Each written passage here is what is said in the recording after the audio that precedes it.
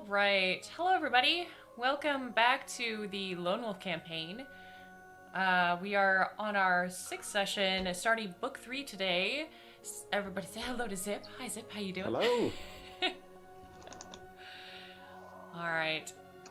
All right. So, want a quick recap for anybody who missed the end of book 2? Yes, let's do a quick story so far. In the northern land of Summerland, it has been the custom for many centuries to send the children of the warrior lords to the monastery of the Kai. There they were taught the skills and disciplines of their noble fathers. Morganite is playing as Lone Wolf, and she is now the last of the warrior lords of Summerland. About a few months ago, back in the spring, the ancient enemy of her people, the Dark Lords of Helgadad, suddenly invaded Summerland and completely devastated the Kai Monastery. All of the Kai warriors were in attendance for the Feast of Thamard, and all except Morganite were massacred. So Lone Wolf fought her way to Homeguard, the capital of her country, where the king sent her upon a desperate quest for help. Her mission was fraught with great danger, for Summerland had been betrayed by one of its own magicians, Vonatar the Traitor. His agent sought to kill her at every opportunity, but her skill and strength defeated their evil aims. She returned to Homeguard at the head of a great fleet, the allies of Durinur, and destroyed the Dark Lord army that besieged the capital. Though in the battle, the king lost his life, and Prince Pelethar took over the role of the ruling leader of Summerland. So that was back in the spring. Several months have gone by now. Spring has given way to summer, and summer has become fall. During this time, you've been living in Homeguard, an honored guest of now King Pelethar.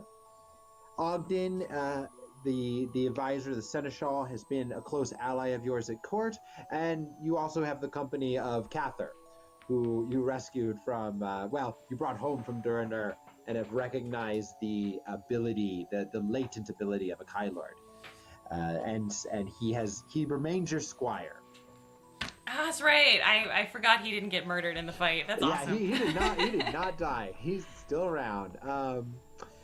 So you've spent much of the last few months petitioning to have your Kai monastery rebuilt. For the crucial part that you played in the victory, the King Pelethar has bestowed upon you the rank and title of the Frey Earl of Summerland, a rare honor for one so young. The ruins of the Kai monastery and much of the surrounding lands are now free land under your protection. But still, the work to rebuild the monastery has not begun. Much of Summerland was ruined by the war. The rich farmlands were laid waste, many towns were razed to the ground, the capital had massive damage, as you saw when you fought your way through it at the end of our last session. Just a little. And the armies, you're now playing host to Durinur's army as well as the main Summerland army, and the army needs rebuilding and retraining. So basically, there's a lot of financial drain on the capital, and a lot of this has taken priority over the needs of rebuilding your monastery. Though the prince continually, of course, says that it is a top priority and it is important to him. You just, every time you speak to him, there's another thing that's taken precedence. So this is kind of the situation that you're in when one morning in the height of fall, you are summoned to the king's chambers. Alrighty. When you arrive, Pelethar is seated in the crown. In the throne. He's alone in the room, save for a couple guards who never leave his side. And he's sitting in the throne, but there is a table set for kind of a breakfast for two. There's fresh fruit. There's milk that's still cold. You can see the drops of cool where the ice has been melting inside of it, kind of condensing on the end of the pitcher. God, that was a hard sentence for me to say. Yeah, wow. yeah. Really struggled my Having way fun through watching that you. one. Condensation, condescending water. Condescending milk. Christ. Anyway, he ushers that you should join him at the table. All right, I'll do so. All right. So you guys have a sit down, and he says, as you guys eat and kind of pass through the basic news of the city, the plans for rebuilding, he says, I think I have discovered a potential solution to our problem. All right, I'm all ears. Says it is not good news, I'm afraid, but perhaps some good shall come out of it. Merchants returning from their summer trading expeditions to the frozen lands of Kalte have been talking of the fall of the Brumelmark, the leader of the Ice Barbarians. The description of the man who has succeeded the fierce Brumelmark fits only one person, Vonatar, the trader. How can this be? I saw him destroyed.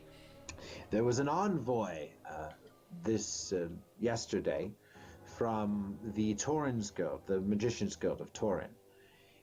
That was Vonatar's old order, the Brotherhood of the Crystal Star. Yeah, she remembers. Yeah, I think you still wear their pendant. Yeah, I do.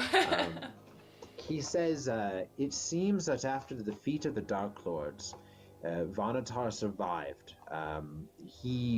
It's hard to know what happened exactly in the battle that you faced him in. Did you actually see him die?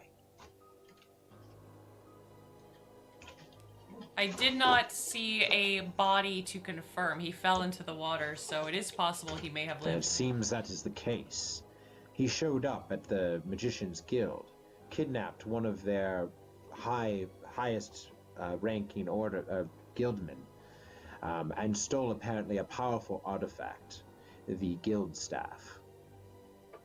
This is dangerous news. The guild staff is a device that when someone has mastered it, they can use it to teleport themselves and any others vast distances. He used a device, and the guild master he kidnapped, he forced him to teleport them to the wastes of Kalte. From there, he made his way to the ice fortress of Achaia, where through deception he tricked the cruel Brumelmark into adopting him as his magician, it seems. Of course, it was a mistake. That was to cost the barbarian leader his fortress and his life. This is terrible news, not just that he lives. Already the news is spreading through Summerland, and thousands have been demanding that Vonatar be made to pay for his treachery. But there's more to it than that. If Vonatar is able to master the powers of the guild staff, then he could transport himself and an army to literally anywhere in Magnamut, appearing as he wished and disappearing with the same. No one would be safe, Lone Wolf. This is grave news, and clearly something that must be dealt with immediately. And that is why the guild has commissioned, well, let me say I convinced them to commission your services. They want him back alive to face the guild's justice. Our plan is to send you in. We figure Vonatar has great powers of scrying. He would definitely notice an army approaching him. But if we are to send one person, one woman as it would be, to break into his ice fortress and take him captive... You mean one young underage girl? One... Yes, but one who has proven herself in no, great... that was my dialogue, not hers. Then you could, what? If you can bring him back, the guild will fund the rebuilding of your monastery to begin immediately. Alright. She's gonna nod and say that she has unfinished vintage. Wow, we can't talk today. I have an unfinished vintage right here. I should have a beer. Okay. Unfinished business with Vonatar. That's what I was trying to say, and I tripped over it and just dyslexied the names. And like, God. Condescending Vonatar. So, yes. God, Yes, indeed. Today. We're on a roll today. It's a good start. This is our setup. This is your mission if you choose to accept it. It sounds like you are.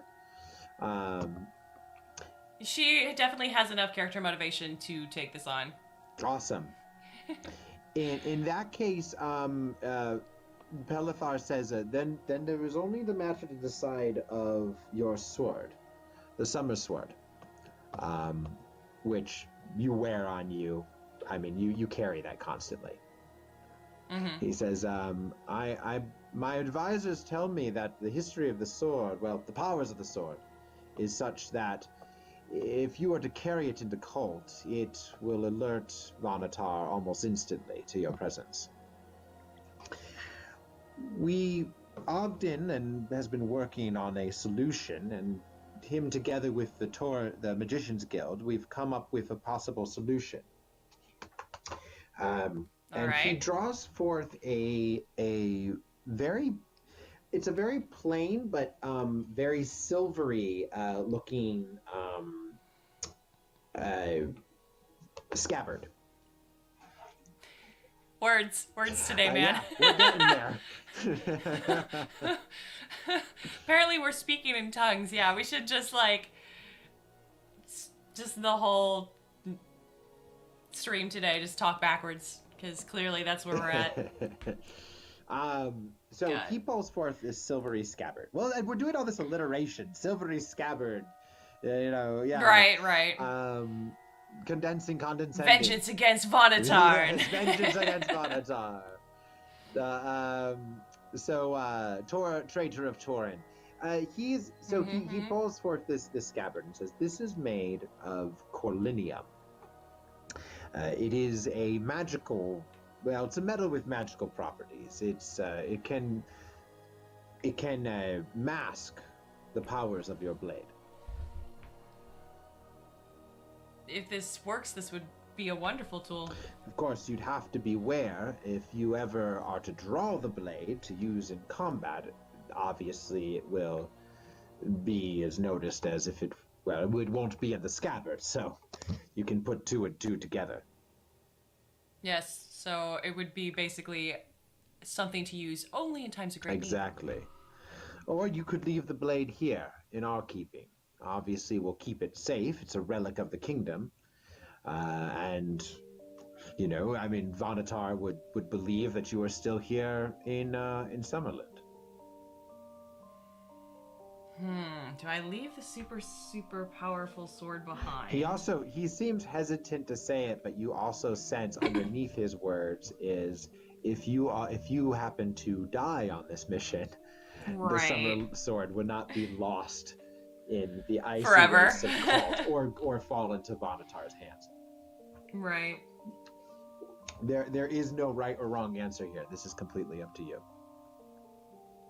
Either way, you now have the corlinium scabbard, and you can mark that as a special item. It doesn't require attunement. Its one purpose is to shield the power of the summer sword. Okay. I mean, my options are leave it behind and, hope that I don't actually need it in a final fight kind of a situation. Because it could easily be something I just never use until, the final conflict and then bust out with the sword and get some really extra cool bonuses. Mm-hmm. Or I have it stolen from me in the first 5 minutes of this campaign.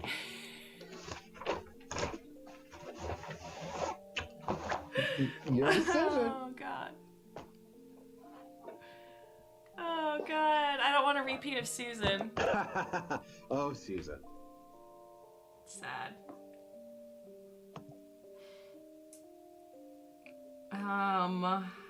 Crap. We're starting right off with decisions here. I know. I'm not sure I'm awake enough. Mamba says I'm not saying anything. This is all on you. I'm on Twitter today. Or, yeah, I'm on Twitch today. Sorry, not Twitter. Okay, cool. I mean, you can hang out on Twitter if you want. It's going to be a little delayed, though. I have no interest on hanging out on Twitter. I am here on Twitch, though, today. I'll hang out as long as my connection will let me. I'm running a lot of stuff for the game in the background, so. But hello, everybody. All right. Should I flip a coin and just do that kind of a way? I think your real decision here is to decide, do you want that do you feel like, do you want that, like, that I'm in danger, I'm gonna die, I need to draw the sword, that, like, last ditch item available to you? Right. Or do you think, like, you want to play it, completely safe, where if you die, this weapon could be passed on to another character? Can't it only be used by other Kai Only Lords, by Kai Lords.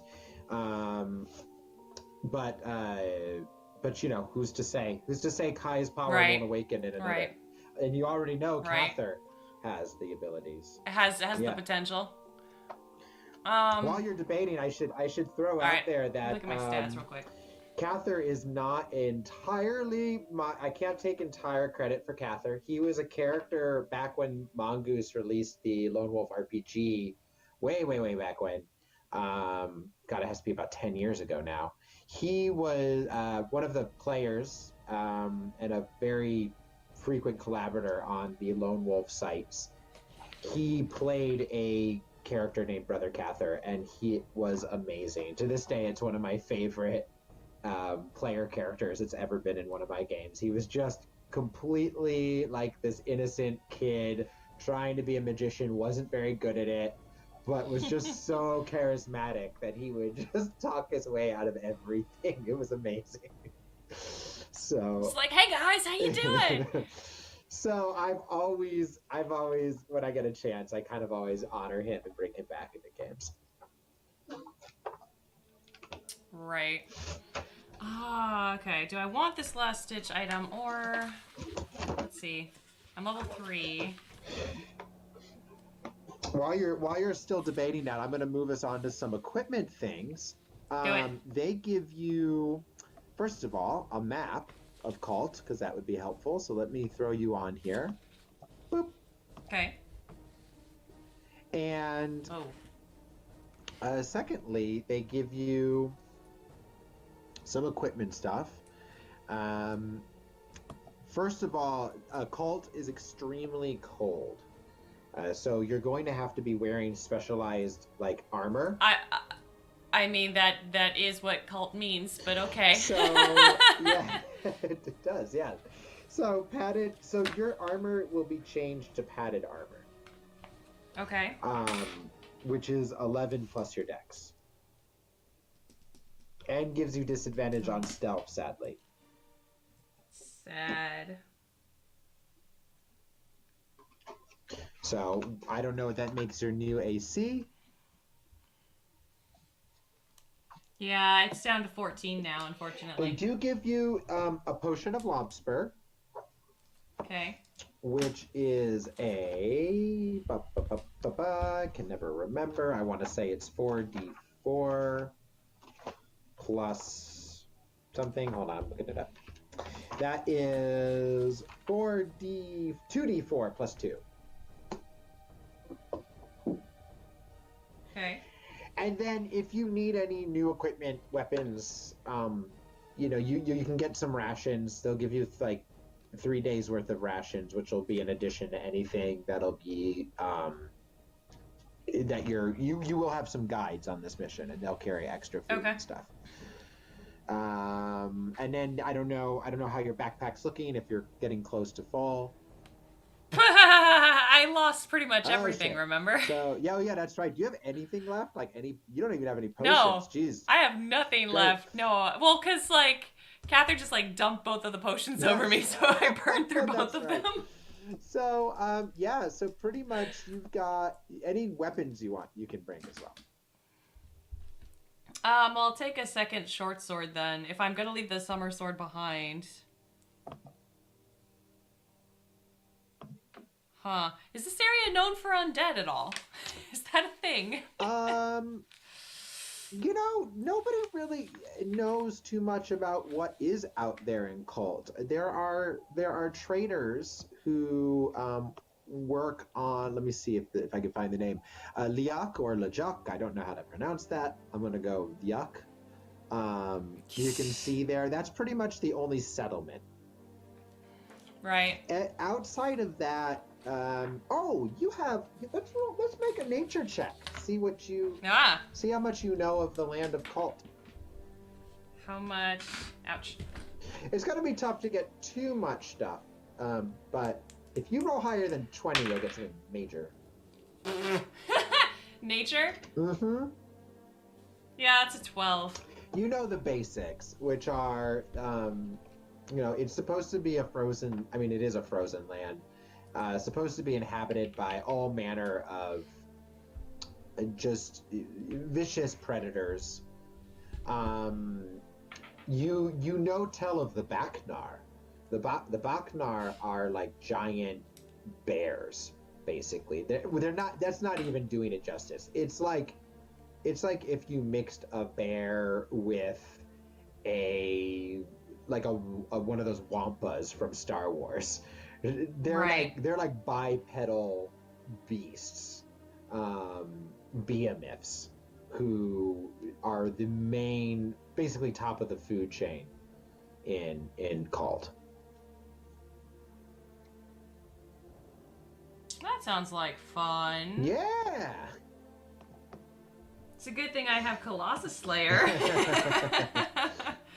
Might come in handy. Right. Mama says you also get mints and a button. I saw. Mark those as special items that make your breath smell really good. Excellent. Just in case I want to get up close and personal with a Baknar, a snow monster. Maybe you'll stop and it'll be like a Coke commercial. There you go. Can hope man bears. Yep, man bears. All right. It is time. You must make your decision. You know, I guess. Oh, I'm gonna regret it no matter what I do. I'm just gonna do a thing real quick. You gotta flip it. I did.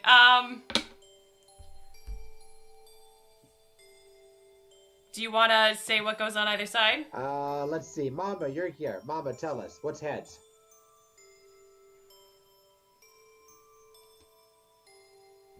Waiting for Mama's call. Is heads she leaves the sword or not? That's not. Pick one. Pick one. Pick one, Mama. This is on you.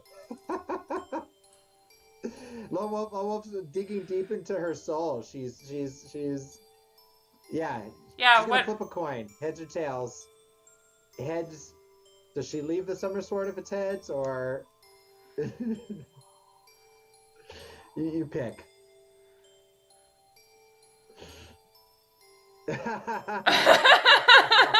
Yep.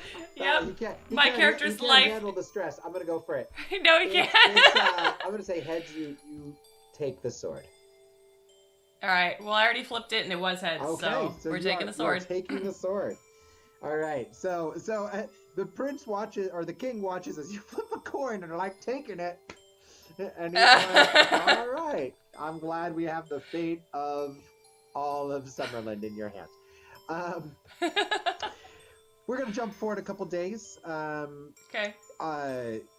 Cather, when he hears that you're leaving, he's very upset. He wants to go with you. He's like, yeah, but lady, you should, I'm your squire. I should be there. I should be there at all times for you. No, I need you here in case something were to happen to me. You bear the possibility of the future. Listen, this isn't fair. The sword got to go. Yeah, I mean, you flipped a coin for the sword. I should get to flip a coin. I can take him with me. Ogden happens to be there while you guys are here, and he's like, He's watching these two like teenagers argue. Yeah, he's like, listen, lad. There's much to do here. We will need to prep many things if the rebuilding of the monastery is to commence upon Lady Lone Wolf's return. And he eventually is like, okay, fine, but I get to design one of the rooms in the monastery for this. Yeah, you have free reign over your bedroom. He says, he says, don't just come back, okay?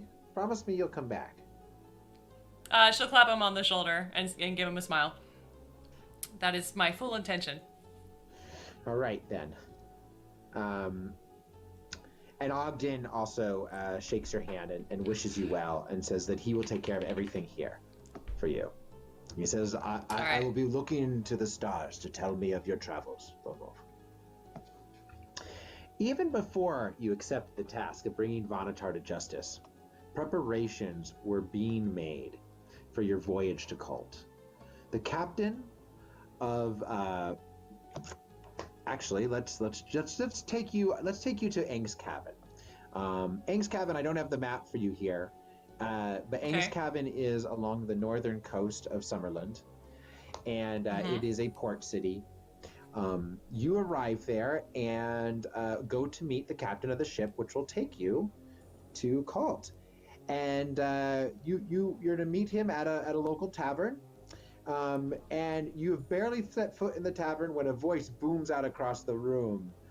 By my meat and beard, Lady Lone Wolf, it is good to see you again. And striding towards you across the room is a recognizable red beard and shock of red hair. And oh yay! Man, it's the captain. It's Captain Kelman from the Green Scepter.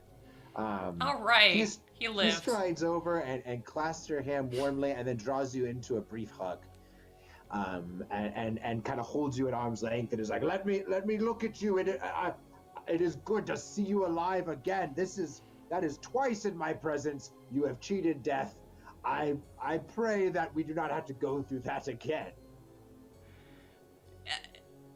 Agreed. That was an adventure for the ages that I would wish on no one. Just so I hear. All of Summerland spreads the tales of your journey across the western land or the eastern lands. As far as we knew, you were dead. You were drowned, lost at sea. What became of your ship and your crew? Well, we barely made it ourselves. The storm that knocked you overboard almost tore us apart. We barely limped into Ragadorn, and it was another 6 days before we arrived there. Then I was long gone by the time you arrived. Yes, indeed. Many more of my crew did not make it, but the ones who did, they stayed loyal to our mission. They wanted to go to Port Max and meet you, but I just we feared you had never made it at all. And honestly, at that point, I figured the best thing to do was, after our repairs, to turn and make back for Summerland. We actually ended up porting only a few days before your fleet arrived. Of course, there was no time to join you in the battle. All was chaos, and since then, well, we've been making our trade as merchantmen again. But when the call went out for someone to take on this mission to take you to Kalte, we volunteered instantly. It is good to see a familiar face.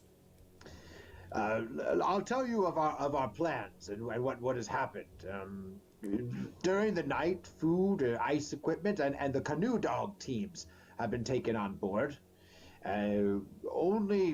Only myself and the members of the original Green Scepter know of the true nature of our voyage.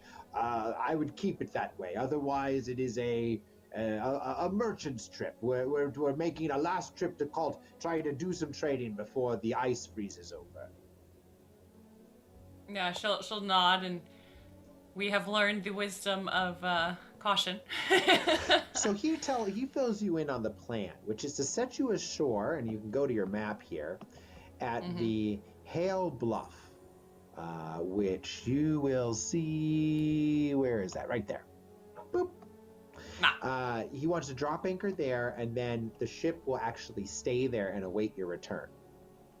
There's an elite team of 3 trusted guides who will lead you from the bluff to Akaya, which you can see pretty much a straight shot from there. Once inside the ice fortress, you will hunt down and capture Vomitar, and then return with your guides to the ship. Your mission must be accomplished within 30 days at most, for winter is closing in, and no ship can can withstand the grip of the Kalte pack ice. If you do not return in time, the ship must leave. It'll be forced to set sail without you. Right. All right. So for 6 days, the Scepter sails across the stormy Kalter Sea without running into a storm. But every day, the temperature steadily drops until a layer of ice covers the decks. On the morning of the 7th day, the snow-capped island of Tula is sighted on the horizon. And soon after, a light wind begins to rise from the east. During this time, you get to meet your guides. Let me find their names. It is Dice, Irian, and Fenor. So I'll put that in there. Dice, Irian, and Fenor. They're all experienced trappers, skilled at survival in the icy desert of Kalte, and they know of its many dangers. So you have a chance, basically, during this trip, to get to talk to them, know a little bit, ask questions about your journey. Basically, I'm going to say that I'm going to give you a couple options here, and you can pick 2. These are things you focus on during your trip. You could ask them about the lay of the land. You could ask them about monsters and other dangers of Kalte. You could ask them more information about the ice barbarians who rule Akaya. You could ask them about legends of Kalte, like, the history of it. Are there any mystical things? Or you could ask them about themselves. I have time for 2. Time for 2.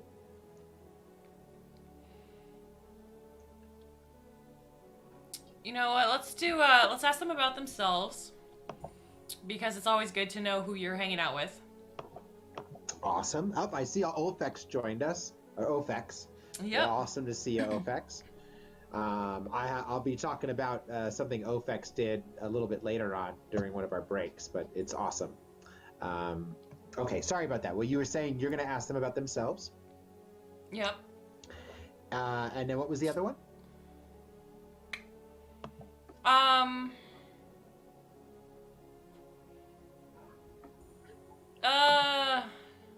Terrain, I think, would probably be a good one. Lay of the land. Yeah. Okay, great. So you find out about your guides. The 3 of them. So Dice was the second son of a merchant, and he used to trade with his father. He never knew his mother. He used to trade with the ice barbarians, and one time on his trip across they were making a trip in the Harod Basin when a storm caught them, and they were trapped. His father died, froze to death, and Dice was only saved. He was rescued actually by our ice barbarians, who then traded him back at Liak to a ship's captain, where he spent a lot of his life working as a crew member on a ship. But he always would summer in Kalte, and his experience, his ability to speak the ice barbarian language, made him extremely valuable there. Okay. Irian is a merchant himself who actually made a name for himself by being willing to push further and further into Kalte, and is one of the few people who's actually had the privilege of being to Akaya and doing trading there as a guest of the Brumelmark. He was most disturbed by the news that the Bruin marks had passed, and he lets you in on a secret that it is just a greater sadness than the world knows, because they were about to broker a peace with the Ice Barbarians, something that's never been done. And he was a member of those efforts. And then Fëanor is a hunter who has hunted the many different creatures of Kalte, and has single-handedly taken down a Bacnar. Impressive. As far as the lay of the land, they tell you that their main plan is to go straight, just make a straight shot for Achaia up the Villad Great Glacier. It's a difficult route. It's quite it's quite treacherous. The landscape is always changing. There's a few other things they tell you about kind of the layout. Some what do we call them? Landmarks would be like Cloudmaker Mountain, which is right here. There's supposedly a series of caves underneath the mountain. What is his name? Irian says that he's actually sheltered in those caves before.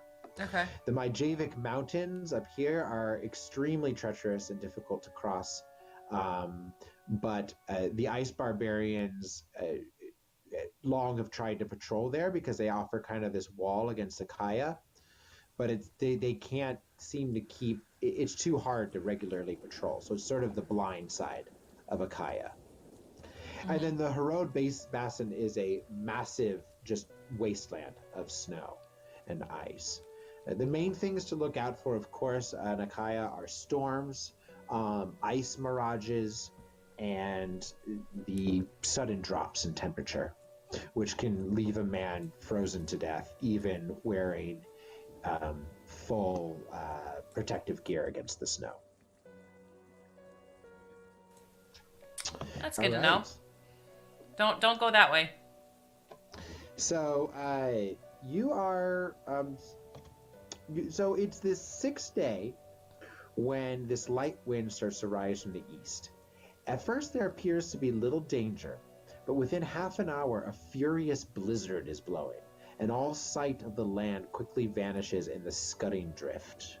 All day the furious gale rages. Tremendous winds slice the tops of the huge gray waves, and water crashes over the deck, the mast, the rigging of the ship, freezing almost immediately into solid ice. The sides of the ship become several feet thick with seawater. It is not until early evening that the weather clears, and although the wind still blows strongly, the force of the gale is finally spent. You are soon to discover that the gale has blown the ship nearly 30 miles off course. Curses. Along the lip of the Liuk ice shelf. You know that to return to the Hale Bluff would waste precious days. So, after a quick discussion, it is decided to land on the ice shelf and start your mission from there. So I'm going to pull up the map one more time, so you can kind of plan your route here. As the last of the canoe dogs are carried ashore, you are, and that's canoe. It's like this. Okay. So they're not canoe dogs. Because I had some very interesting visuals in my head. I figured I should clarify. I was like, they're pulling a canoe? How? What?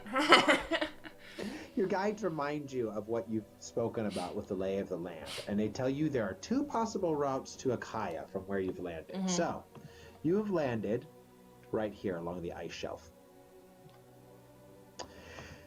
The first route is a 130-mile trek to the Cloudmaker Mountain, and then pick up the Vlad Glacier, like you had intended to. Mm-hmm.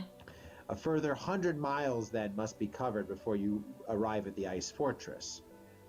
The alternate route involves a longer journey of nearly 180 miles into the Harrod Basin, followed by a trek of another 100 miles through the Storm Giant Pass to Achaia.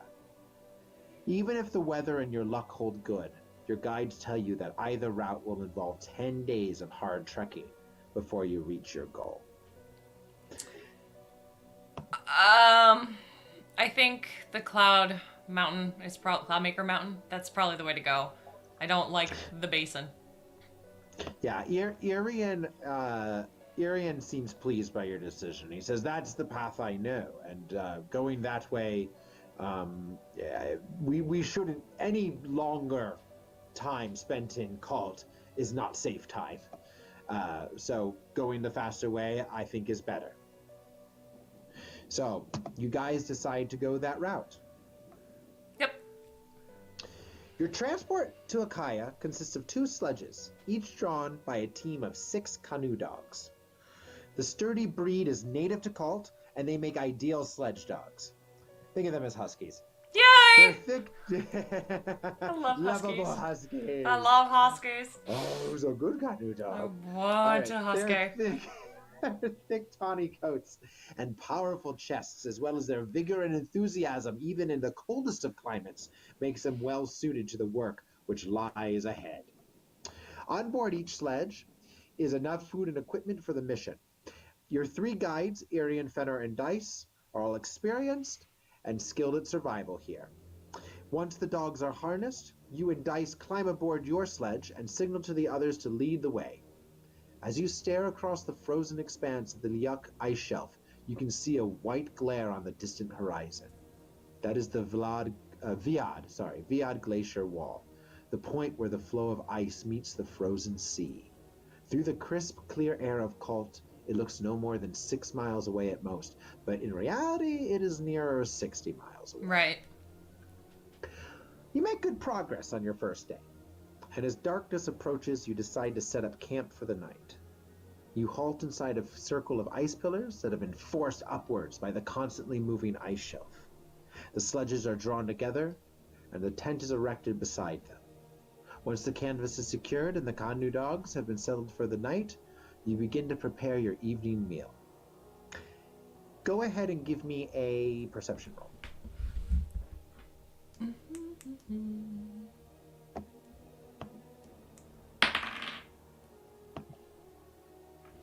14. You hear a sound coming across the ice, and it sounds like a kind of a grunting growl. Doesn't sound good. I'll alert my guides and be like, any of you know what that might be? Irian comes to you and tries to listen over the blow of the sound of the blowing wind. Make another perception roll. Okay. 22. 22. Now you can see the shape lumbering across the ice towards your camp. And when you point it out to Irian, he says, "By the gods, it's a Baknar." Already? Ah! Baknar, as you know, are large carnivorous creatures that dwell near the Kalte coastline. Their usual prey are gollings or smaller ostrils that live at the sea's edge. But you believe this Baknar has been attracted by the scent of the dogs. Right. It is, you said it's not heading for you. You see the line of its passage. It's going straight for the dog team. We gotta protect the dog team, otherwise we're gonna move real slow. Give me a, you have animal kinship. I do. I do. You sense it might not work here on these guys, because these are not technically beasts, which I think it only works on beasts. Yeah, right? Animal friendship. Yeah. Yeah. But you might know something. Give me a nature check.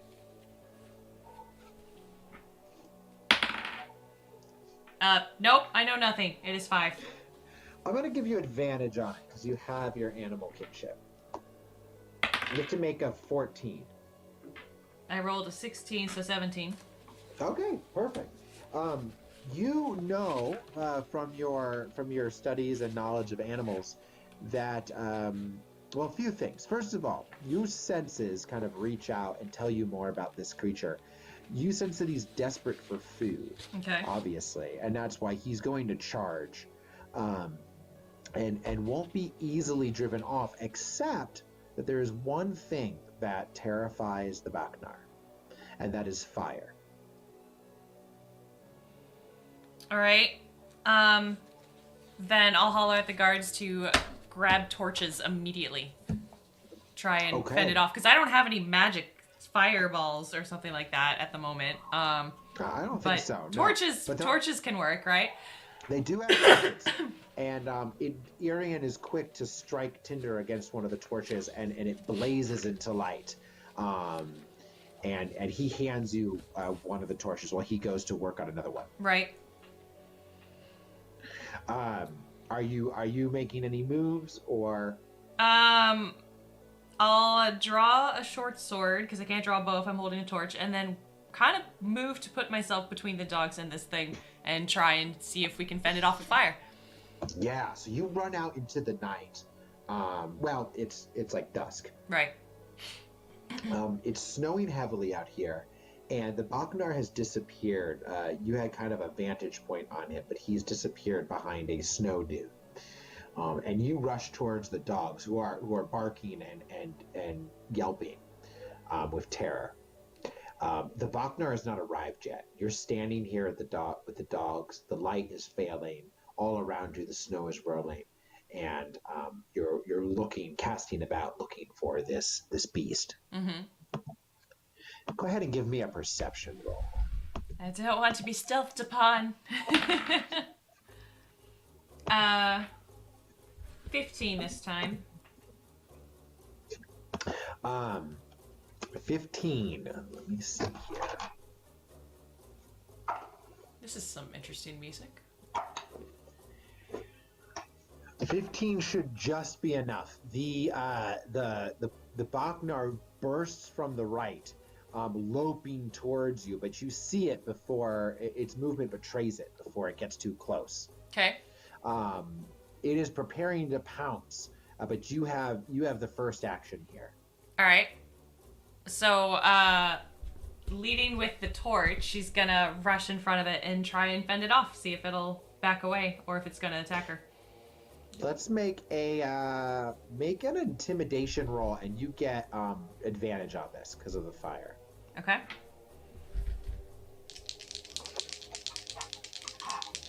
We'll see if it's hunger.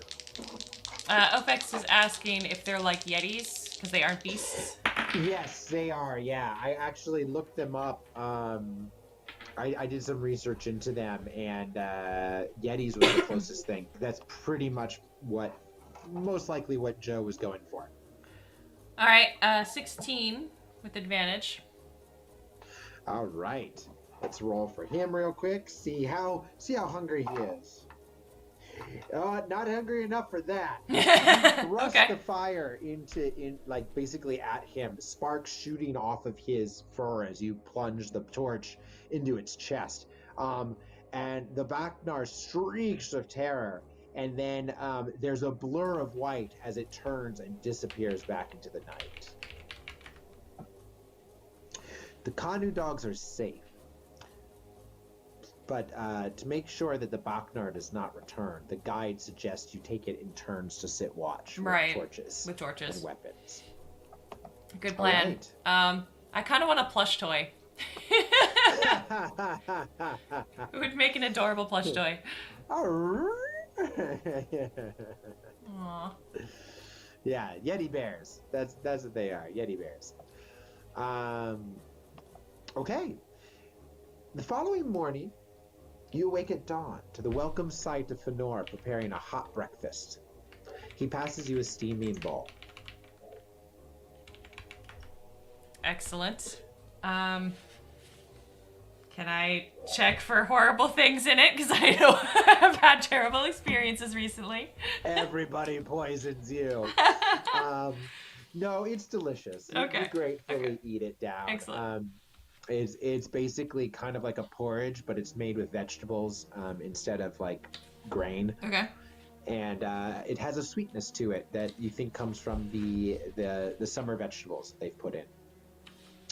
You begin loading the equipment onto the sledges for today's journey. It's a beautiful morning. The wind has dropped, and the air is fresh and clear. The canoe dogs are strong and eager to be off, and for most of the day, the ice is smooth and the running easy. By nightfall, you have reached Siam Island, a pinnacle of granite, rising through the ice shelf to a height of 400, let me put back on the map, of 400 feet. I don't actually know. Oh, yeah, there it is. You make camp to the leeward side of the island in order to avoid the worst of the night winds. And then we're going to make a fate die roll. So give me a percentage die. Oh, boy. Okay. What did you get? Oh, you haven't rolled yet. I'm rolling now. Oh, boy. I got an 11. Ooh. All right. The next day is bitterly cold. A fierce northerly wind blows relentlessly, beating your face and drying your lips until they crack and bleed. Your nose begins to run, but the mucus instantly freezes on your lips. Ew. The sun is obscured by a thick layer of falling snow that mutes the light. Snow mounds and small potholes in the ice become invisible, and the journey is often brought to a halt when a sledge overturns or jams. Wow, we had a terrible day. Yeah, not good. Not too good. Great strain is put on your eyes by the constant glare as you search for the rough ice on the ground, which is so hazardous. By midday, your vision has become a blur. So go ahead and you have the skill of medicine, right? Yes. Make a quick medicine check.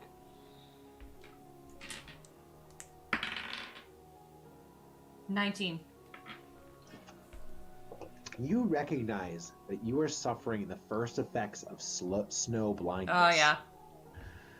Unless you act now, the more painful symptom of this malady will soon appear. So you have a couple options. You can either cover, because you rolled high enough, you could cover your eyes with a blindfold and keep them covered at least until you make camp later today. Or if you don't think that you should be blindfolded out here, then you're going to have to risk snow blindness or try to just use your healing powers to keep yourself good. Okay, so I could try to cast one of my healing? Yeah, you're not sure if it will work. Well, if it doesn't, I can always blindfold. Okay. Alright. Then yeah, let's cast one of my... Make that roll. It's a the healing roll.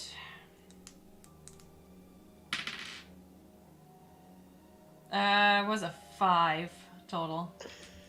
All right, so you cast healing on yourself as you and you feel better, and you continue moving on. But the day goes slow, and the journey is laborious. And by the afternoon, you recognize that your efforts have not been successful. The blood vessels in both your eyes begin to swell until you feel as though your eyeballs are being tattooed with red-hot needles. Well, that's terrible. And your eyelids are full of grit and sand.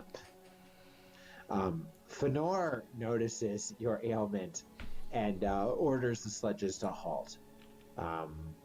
He says, snow blindness, he says, tearing an old rag into long strips of bandage. He says, I won't hear any more complaints against it. If we leave you like this, you'll go mad with pain before nightfall.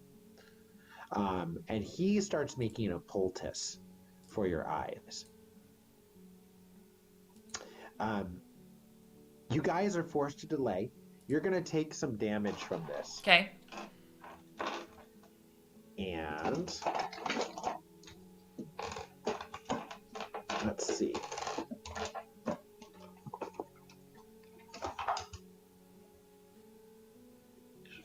Okay, so you permanently lose 2 damage. Ow. So your health goes down by 2 permanently. Okay. That sucks. the intense recovery that this requires. You guys have to delay and stop for the day. Your sore eyes are swathed in bandages, and you're lying amongst the equipment at the rear of the sledge, and until Fenor says that the pulse has been on long enough, and then you continue.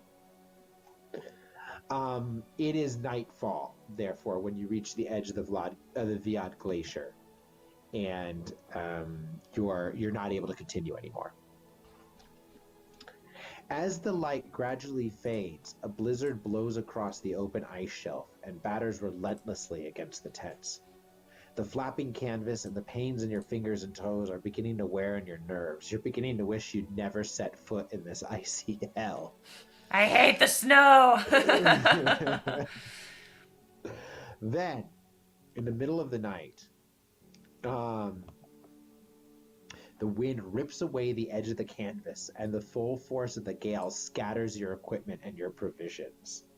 God damn it. You are forced to spend the rest of the night on your elbows, clinging with frozen fingers to the edge of the tent. Your sleeping furs fill with a half-frozen slush, and by dawn your clothes are stiff with ice. You're going to be exhausted. So you've gained exhaustion. Yep. Out here. This has not been a fun journey for you. Heck this.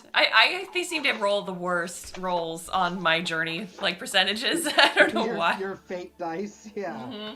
The fates do not like The fates you. are like, hey, let's make this more interesting. Despite this, the gale does gradually drop, the air clears, and the Viad Glacier is revealed in all of its splendor.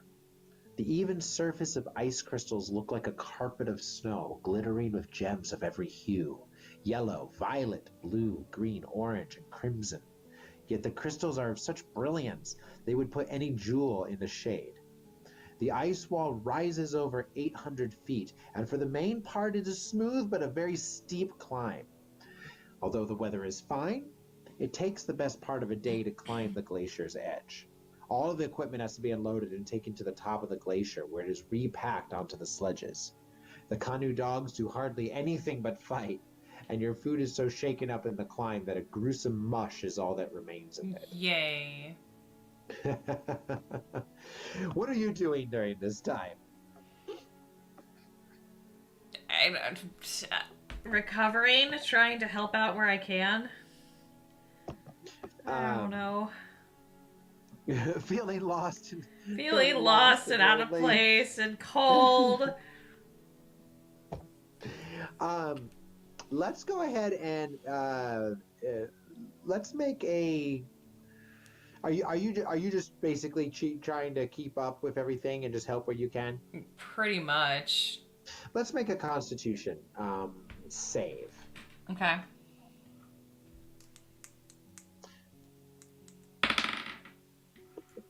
That was a 19. Yay! 19. All right. You don't overexert yourself. By the end, you are no more exhausted than you were when you started today. Right. But you know, you guys managed to get to a natural ice bowl, and with the daylight fading fast, you decide it's best to pitch camp in this shelter, and you settle down to a much-deserved night's rest. And we're gonna make another fate die roll. Oh God! Please. Can't stand to lose any more permanent hit points. God. 65. That's pretty decent. All right.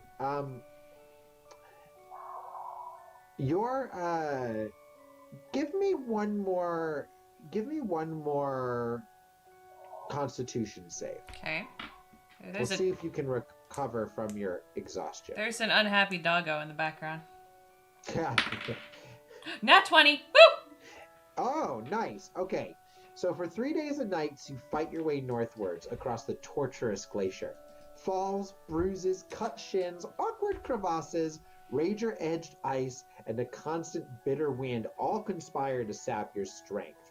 However, you count yourself very lucky to have avoided a blizzard, and after a fatiguing trek, You eventually reach the shelter of Cloudmaker Mountain in time to set up camp there for the night, and your spirits are bolstered by the fact that you've come this far already. So you cure your exhaustion. Yay!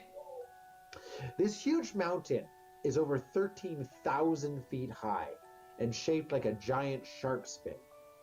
As the cold west winds blow around its peak, great plumes of clouds trail away across the Viad Glacier. It is this strange phenomenon which gives the mountain its apt name, Cloudmaker Mountain. You soon find an ideal campsite amongst the shattered fissures of the rock-strewn base. Quickly the tent is up, and you are under canvas once again. You are leaving the tent to answer a Call of nature. Yeah. as you do. Give me a perception check.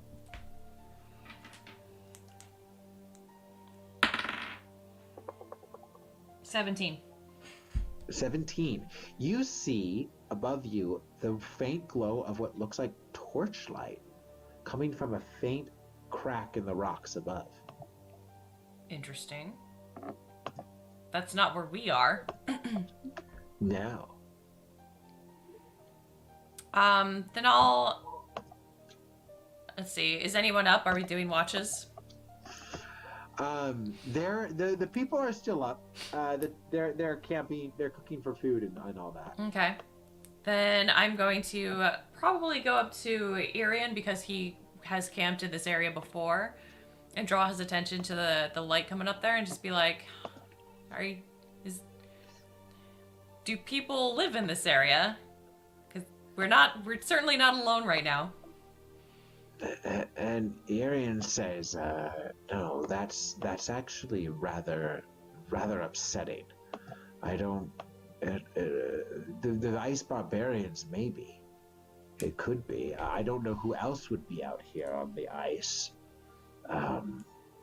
But whoever it is, they clearly think they're alone. I wonder if they've spotted us yet. It is best we be on our guard. Do we introduce ourselves first, or try to remain hidden? They want you to write your name in the snow with your P. Yeah, I saw that. Yeah, you would definitely have disadvantage on that. Oh yeah. Well, also she's trying to write out Lone Wolf. That's little. Yeah. Little long. That's a lot of letters there. I think that would that be like a sleight of hand check? What would that be?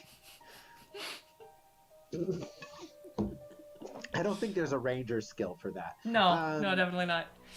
Okay, so anyways, yeah, so Irian is waiting to see what you want to do. He's clearly unnerved.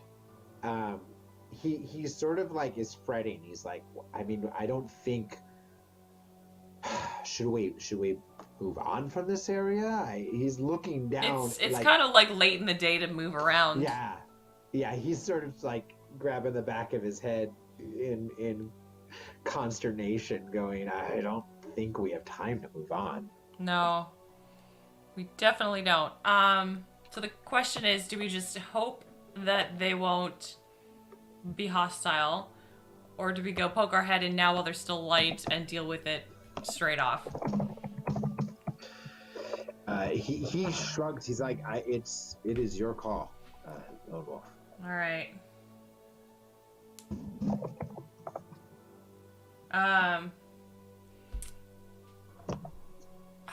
I feel like not knowing is going to be worse. So maybe I will have to try and stealth my way to see if I can spy on them at all. I do have decently high stealth. He says, I'll go with you then. I'll let the others know where we're going. Right. Let them know we may have some danger. All right. So Irian kind of shoulders a pack with just a small pack with some rope, and some climbing gear. Right. And then you two climb. Let's make a climbing check. Climbing check. Fall off Cloudmaker Mountain. Athletics or acrobatics? Yeah, athletics. Okay. Unless you want to cartwheel up the mountain.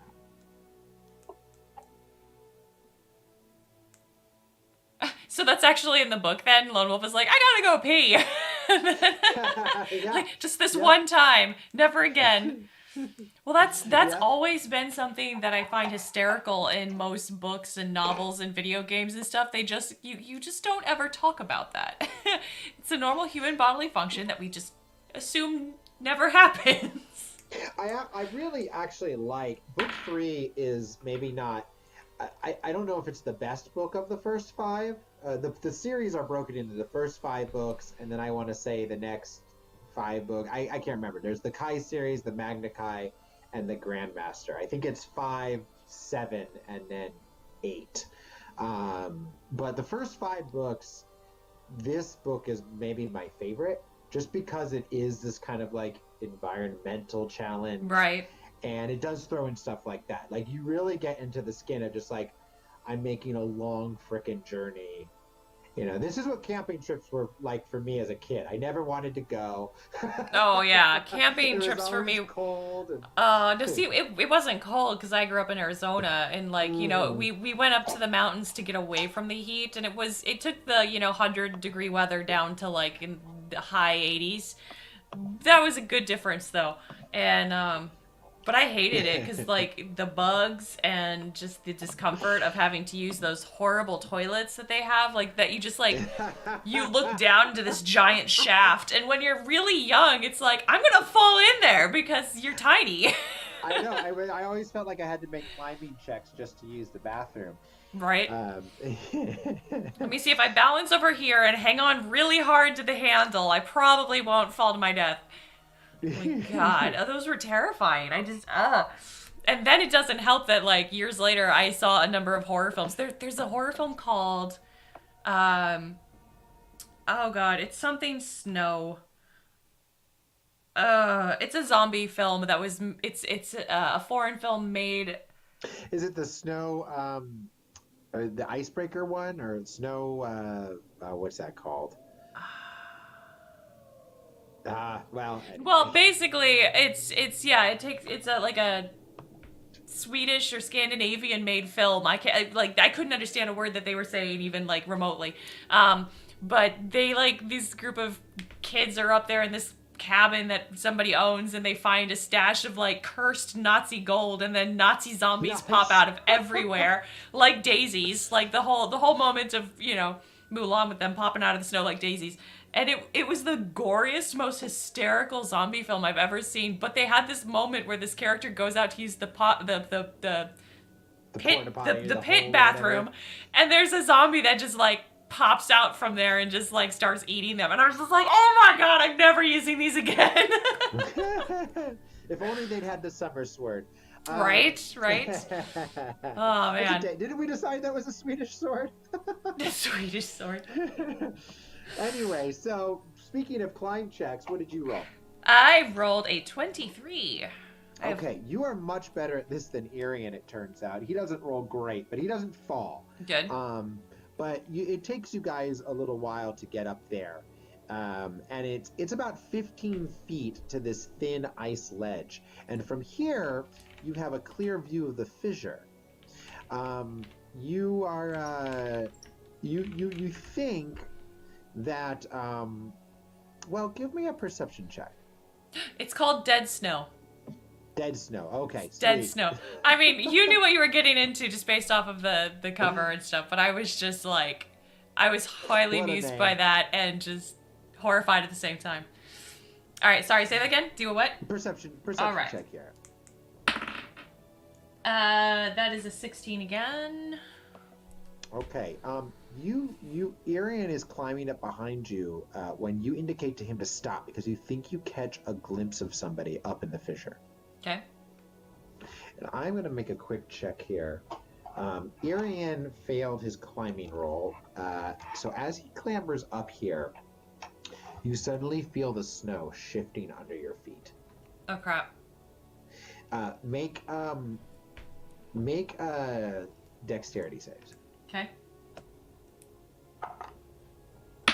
Saves plural or just the one? Oh, I'm making one. Okay.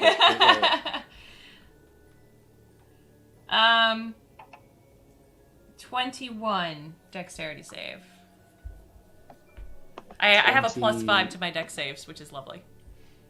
Okay, nice. So and Arian makes it too. So you guys leap free of the shelf you're on as it collapses beneath you, and you grab on to a nearby ledge which leads up to this fissure, and you are hanging here, both of you. Okay. And it's gonna take another climbing check to pull up. Okay.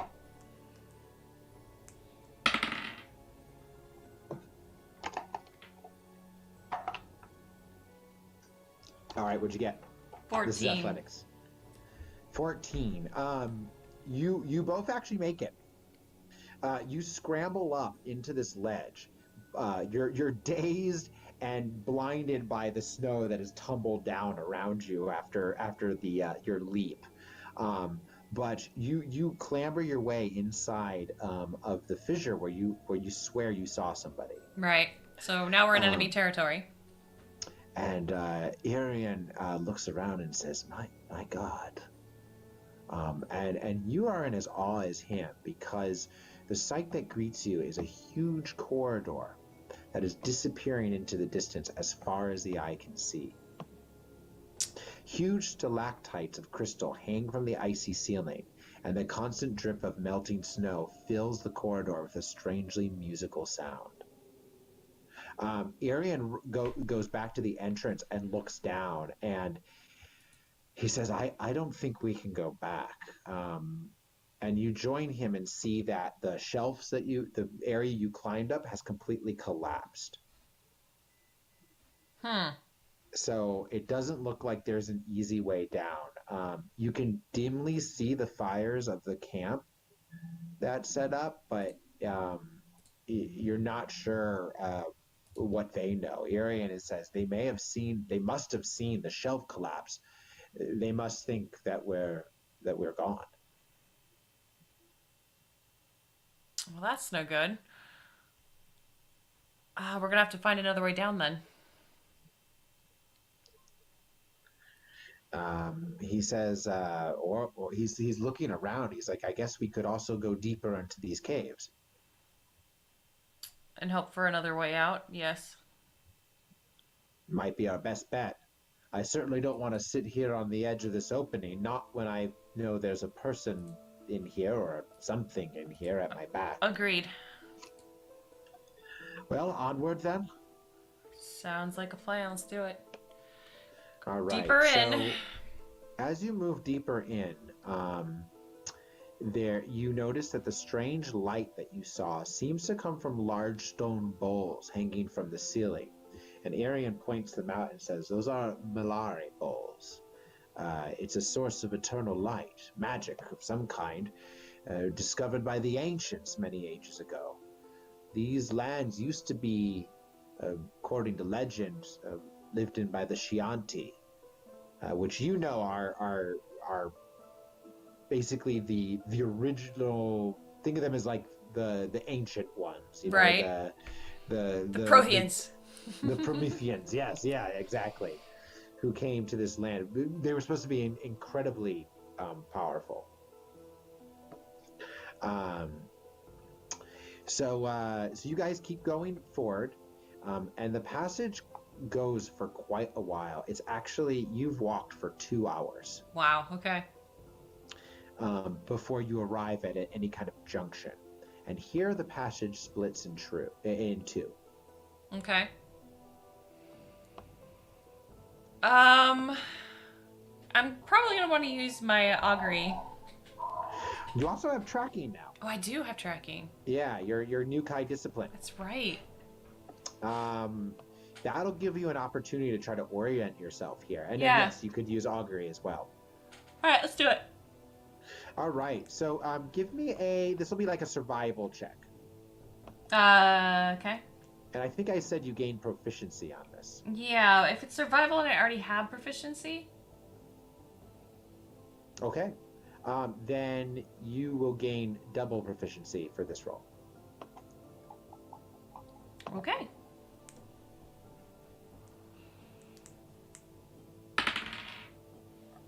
That's an 18 then. 18. You sense that the... Oh, hold on, let me pull this up. Okay. You sense that the right tunnel is going east, and the left tunnel is going north, and you guys have actually ended up directly beneath Cloudmaker Mountain. So you're in the mountain. Huh. So it's either east or north. All right. And you can look at the map here and kind of make your call. East would send us out to the glacier where we could bump into the team potentially. Mm-hmm. And north would send you closer out towards Akaya. Right.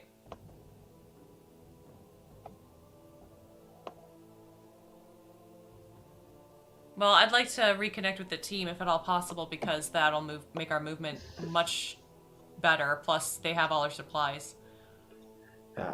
East it is then, Irian says. All right. Augury, tell me anything about, like, potential danger or anything down there? On the east side? Mm-hmm. Yes. Yes, there is danger. Cool. Be ready for anything. I sense this will not be an easy path. Irian didn't really bring any weapons, but he frees one of the climbing picks from the bag and kind of holds it like a little hand axe. Does he use Dex or? I assume you brought everything and didn't. Oh yeah, no, everything's on me. No, everything's on me. Okay. Does he use Dexterity or anything? What's his modifier? He is a strength guy. Okay, because I have daggers in my boots that he could borrow if he wanted to. But you can give him one if you want. Sure. Yeah, let's do it. Okay, cool. So erase one of those daggers. All right. Okay, so after about a mile, you're sensing this with your skill. The iced wall tunnel opens out into a beautiful grotto. Meltwater cascades over a large outcrop of silvery mineral, which creates a dazzling display of reflections. Irian points out as you go that this grotto, there's a small cave beneath the waterfall, which disappears into the silver rock. There appears to be no other exit, so it's either cross the grotto, take this cave, or go back the mile and retrace your steps. Guess we're heading for the cave. The cave is cold and slopes very steeply away into the darkness. You've covered about 60 yards before you notice a light in the distance. Okay. As you get nearer, you hear noises. Animal noises. Okay. With my animal thingum, hang on, let me double check. Because I have a ton of bonuses. Sorry, guys, I have so many bonuses. Difficult terrain doesn't slow us down. We don't become lost except by magical means. Da, da, da, da. And your animal kinship can give you some attempts to try to identify these noises. Right. Also, you've got Irian with you. So if you want to make a nature check, you'll roll at advantage, and you'll add 2 for Irian being there. Right. Okay, that's about favorite enemies. Innate ability, communicate with beasts, recognize use kindred spirit, sounds and gestures communicate simple ideas. Okay, so if it's an animal, I can potentially just try and communicate it with it before it tries to maul us, or try to charm it. Yes, you could potentially. Okay. All right. Then yeah, let's see if I can maybe identify it at all, or. All right. Make a nature check. You're gonna get advantage, and you're gonna add +2. All right. Wow! Thank God for advantage. Ofex is right. Waterfalls always do have caves behind them. Right. To be fair, though, I live in Oregon where there's a lot of waterfalls, and they always have caves behind them. I really do check, like, because of fantasy, probably. I'm always going whenever I go to a waterfall to like, is there a cave there? I always find a cave. Always find a cave. Some of them go pretty deep. I don't know if that's just like me and my like luck, or if that's actually a thing to do with waterfalls and the way they form. I don't know. Yeah, maybe. But But you're right. Like every time I play a fantasy game, I have to go check out behind the waterfall, and I'm always disappointed when there isn't a cave or a treasure chest back there. All right. Okay, So I did not roll terribly well. That was a 12, even with advantage, because the other one was a nat 1. So. Ooh, okay, yeah, that's not great. Irian says the noise of the waterfall, I can't even hear them. He's like, you have extraordinary hearing but that must be part of your Kai Lord senses. And he says, I guess it's up to you. Do we move forward? Do we go back? He does say, he says, I will say that if there is something, if there are animals in these caves, there's no way they are going to be friendly. We should go in prepared if we're going to move forward. Yeah. Alright, well, let me... Could I potentially go first and then, like, leave him behind so I can try and stealth and then, like, do a whistle or something? Yeah, absolutely. So I'll whistle when I need you, and I'll see if I can... Because, yeah, if I can get a charm off on an animal before I get murdered, that would be lovely. All right, so what we're going to need from you is... First of all, I need a real good description of just kind of what you're doing. Are you, do you have weapons in hand? Are you sneaking?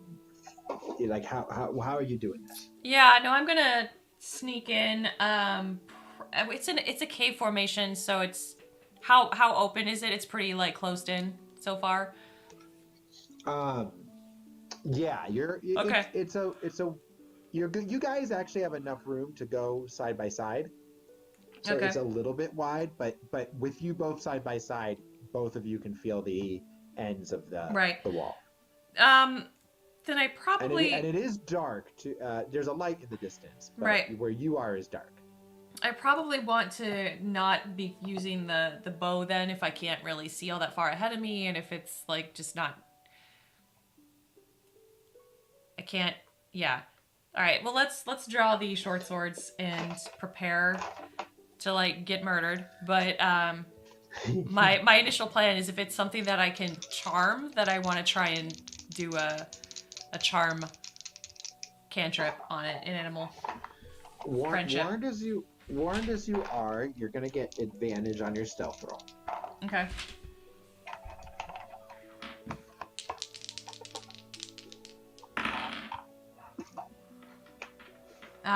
17 on stealth then.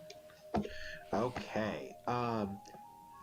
You are moving forward when suddenly you hear the roars and growls stop. Okay, I'm gonna stop moving when they stop. Okay. Bounding out of the darkness come three shapes. You can see them briefly backlit by the light. They look like lions, like beasts. Yeah. There's 3 of them. Okay. And they are charging at you. Then the one that's in front, I'm gonna try and cast Animal Friendship on it because I haven't hit it yet. That's correct. So if I haven't hit it, I'm not at like weird disadvantage for that. Okay. And let me take a look here. So that will... And do you have any other spell slots? Spell slots? Yeah. As far as spells, I have Hunter's Mark and Cure Wounds. And by the way, what's his name is behind you still. Okay. Irian, I mean, he's not here. He's like a little ways behind. Right. Did you have level 2 spell slots or just level 1? I think they're all level 1. Nope, Okay, wait. I was going to say, if you have higher ones, you can charm more than one at a time. Yeah, I still only have level 1. I get level 2 at 5th level. All right, so the one that's charging, yeah, he gets to make a wisdom save on this. Yep.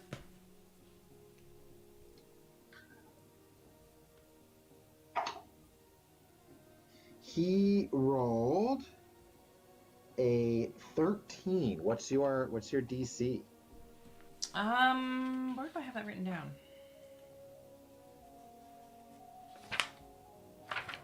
The heck? Where did I write that down?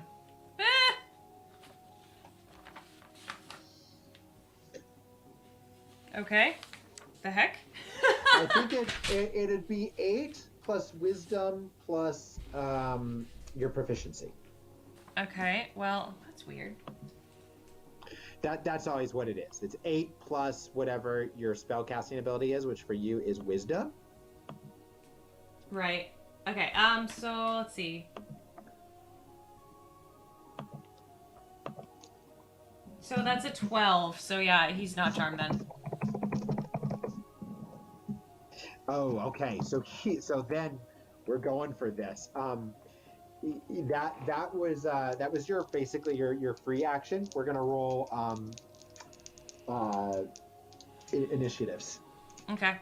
This passage is narrow enough that they're fighting basically one at a time. Right. They're not able to like surround you, but.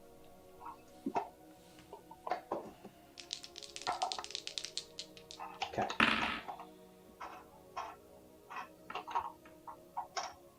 21 for initiative.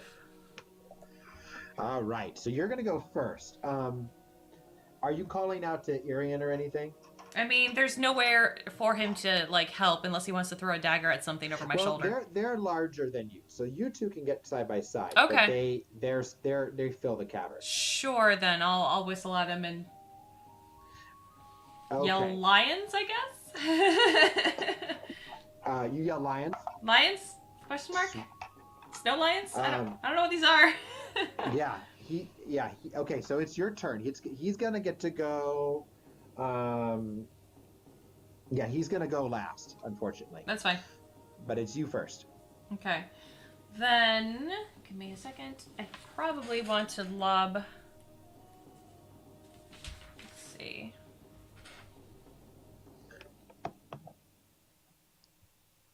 Did I use my bonus attack already for this round? Technically? You haven't done anything this round. Okay. That was like a surprise round, basically. They charged, you launched your animal friendship. Now it's a whole new round. Okay. Then I'm probably going to lob Hunter's Mark at it. Okay.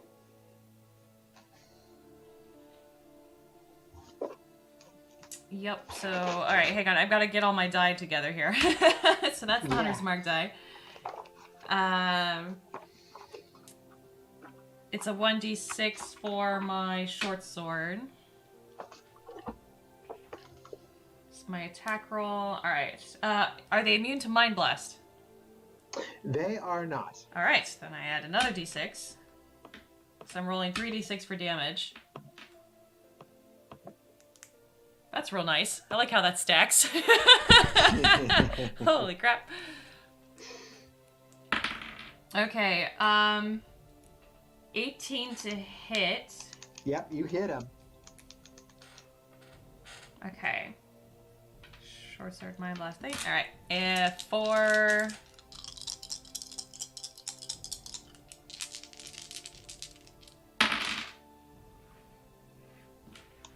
Um... 12, and then it's... Do I add my dex to this one, to the damage roll? Yes. 15 then. Because you're using a... What weapon are you using? A short sword? Short sword. It's a 1d6, yeah. Finesse. Sorry, doing some life here. Right. Okay, so how much? What'd I say, 15? I think it was 15, yeah. Is that everything? Yeah. Nice. It's a good, nasty blow. You just rush in and just slice him across the face as he's coming to leap at you. So he's basically you've rushed forward. He's leaping. You catch each other mid stride. Right. And you're just diving into combat. You've got your offhand too. No, because my bonus action was to cast Hunter's Mark. Oh, yes. I don't have dual attacks until right. What level? Well, then he's on you. Make a he's going to try to strike you still here. So Okay. Ooh, 11. Damage? 11 to hit? No, that does not hit. All right, so that is very fortunate. You managed to he leaps at you, and you just kind of you're there first, cutting at him, and he backs away. And behind him, the others stack up, growling and snarling and trying to push past each other to get at you. Right. Arian comes behind you, and you feel him grip your shoulder with an iron grip, and he says, "Kalgoth," he says, we have to flee. He says, a single bite from them will paralyze you. They'll eat you alive. That's terrifying. All right, it goes back to the top. 5th level, I can attack twice.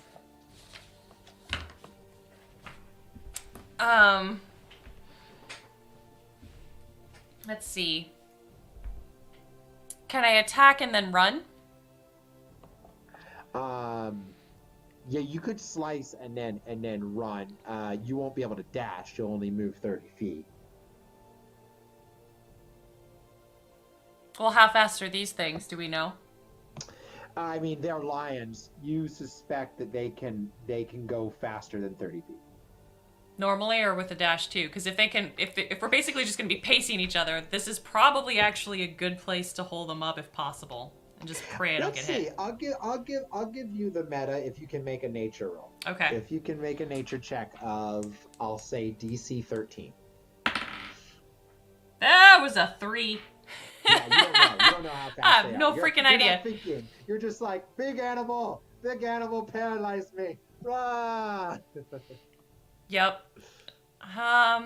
Shit. Because if we run out, the problem is that we could easily be surrounded, and then we're not dealing with one-on-one. That's true. But yeah, if I get hit and paralyzed, is that like a guaranteed paralysis thing, or like a percentage chance, or? I mean, it'll be like, well, you didn't do well on your nature. No, I didn't. I have no idea. You don't know. You have no idea. I have no freaking idea. Oh, crap. Shit. Do we try and run?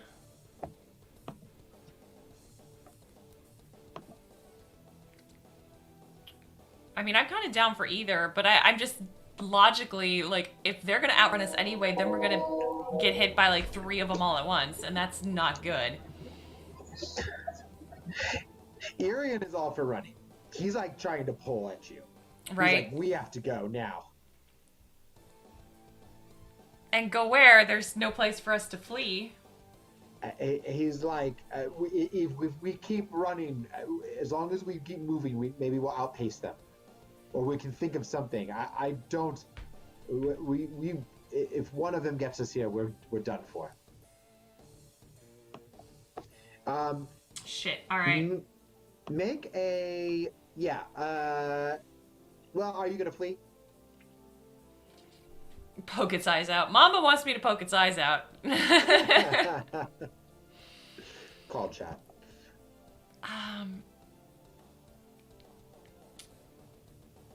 You know what? Can I bonus action try animal friendship on one of the ones behind the one that I hit and then run? I don't think it's a bonus. Is it a bonus? It's an action. No, it's not. It's an action. Damn. Yeah, no. You wouldn't what? You wouldn't run? You wouldn't poke its eyes out. You did get something as a bonus, didn't you? We talked about. Oh no, I do have it. Well, I mean, no, it's a cantrip. I have. Because of your animal, because you took animal friendship and you took animal kinship. Didn't that make this a bonus? No, that's what made it a cantrip instead of just a spell.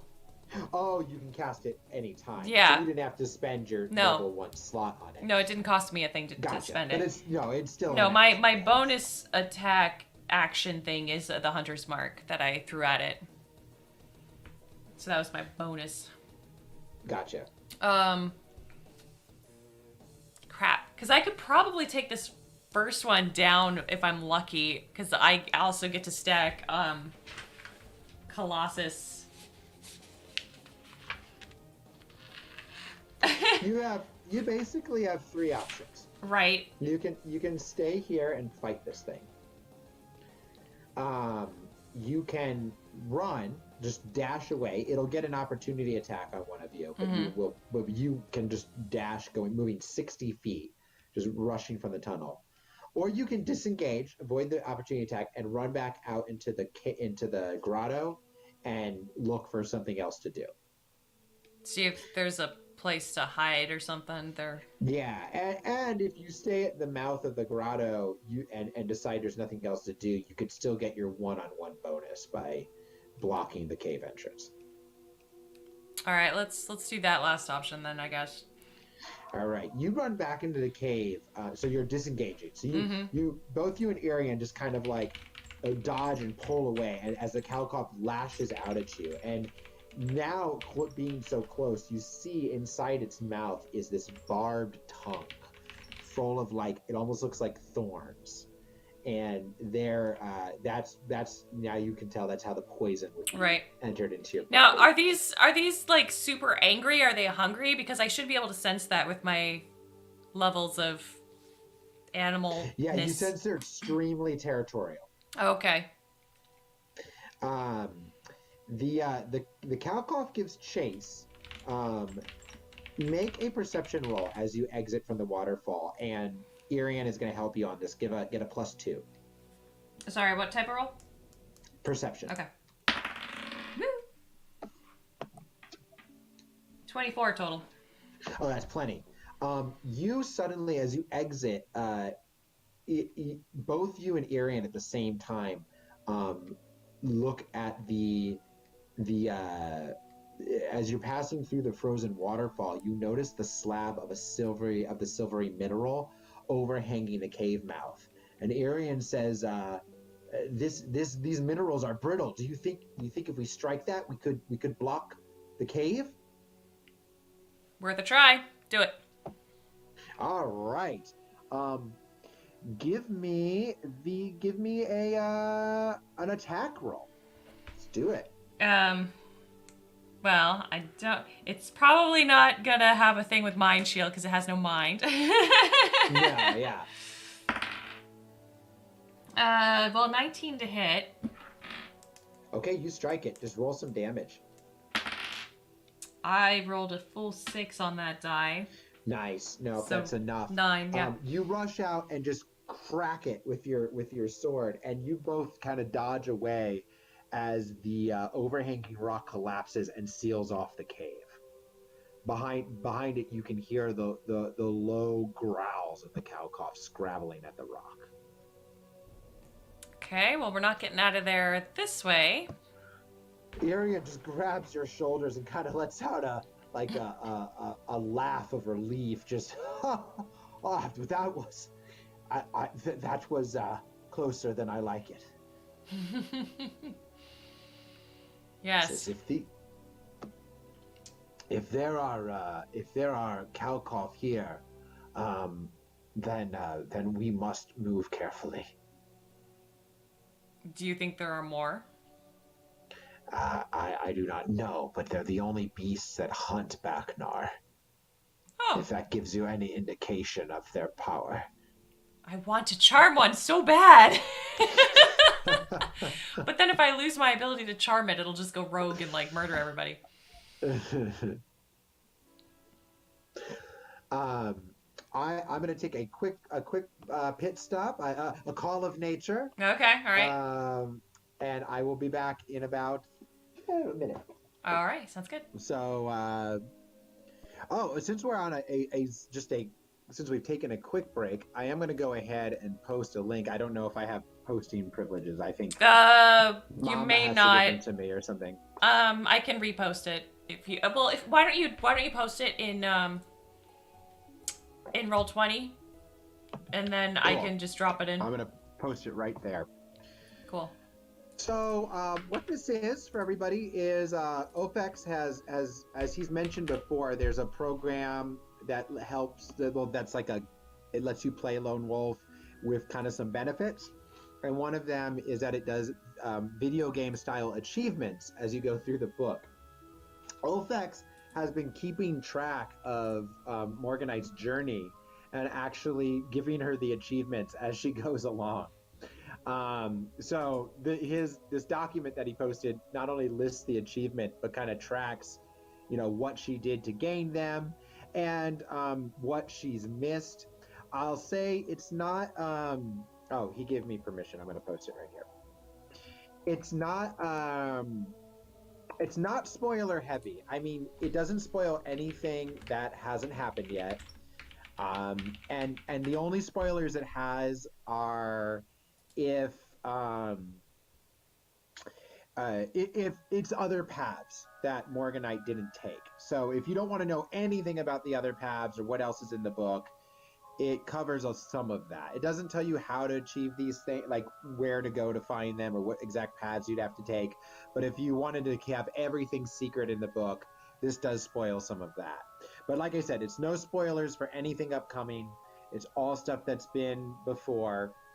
But it's really interesting to read if you're interested in. OFEX has done an incredible job of like listing out exactly how she got everything and kind of how cool it was, some of the things and some things she's missed. It's just a fun read. So if you're interested, there's the link to that. And thank you, OFEX, for doing that. Yeah, I haven't read through the whole thing yet, but it was quite involved. I can say that you've currently gotten 3 awards. You are the slick surveyor of the Summerland Swamps. Ooh. You are the faithful daughter of Summerland. Okay. And you are the courageous daughter of Summerland. Huzzah. It's really, again, it's a fun read. So if anybody's interested, it's just kind of an additional way to follow Morganite's adventures on kind of a meta level. Right. All right. Oh, I did see the one that I did not get the trophy for trying to help the kids because I did not help the kids. I was like, F the kids, bye, and just ran off. That was one of my favorites. I was a level 1 16-year-old girl, and there's giant Geax flying in the sky. It's honestly, just like, it was the right decision at the time. It was. The right decision at the time. You might have died otherwise. I probably would have. Yeah, that was fun. There was a few different games you missed in the second book. But you got to cheat at one of them, so that was cool. Anyway, back to the Caverns of Kalte. After a few hundred yards, you and Irian find yourselves in a huge chamber that spreads out as far in all directions as far as the eye can see. Oh, and you know what? I'm going to go ahead and post a picture of the Kalkoth. Well, as long as we were on that, I meant to do that. So let me throw that up real quick before I continue. Here they are. Yeah, the Kalkoths are kind of infamous in Lone Wolf lore. A lot of people die to the Kalkoths. Huzzah. It would have been handled a little differently in D&D 5, but basically in the original Lone Wolf, if you get hit by one, like if you lose any damage to it, it's an instant kill. That's kind of terrifying. Yeah, and it's a pretty awful, like, fate, too, because it's not like you die, you're just paralyzed while they eat you alive. They actually, that picture upset me as a child. There's something, like, weirdly... Because the leg is coming out of the middle of its sternum. And it only has 3 legs, apparently. Yeah, it's a weird frickin' monster picture. I don't understand. I think the proportions disturbed me as a child. All right, back to it. So you guys have entered. Irian tells you that we've. I don't know how we must have taken the wrong way, or the path didn't go where we thought it was. We're in the caverns of Cult.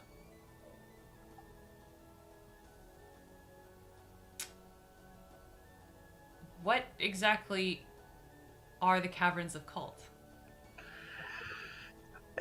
Many years ago, ages ago, forget years. This is decades, aeons. Um, the ancients ruled here in Cult. It's said that back then, Cult was not the land it is today. It was warm and had it had farmland, and people could live here. Um, these underground labyrinths were said to be constructed by the ancients during those days, ages before the Summerlanding set foot in Magnamut. These wide avenues, temples, and arenas, they once echoed to the sounds of a race of creatures for whom Cult was a natural home. Malar bells, you'll find them. They're still hanging from the ceiling. See there, and he points where several of the bowls are bathing the caverns in their eternal light. We are now looking, you and I, at an uncharted world that few Summerlanding have ever seen. That's quite fascinating. Like, she's like super intrigued. Yeah, you are walking through history here.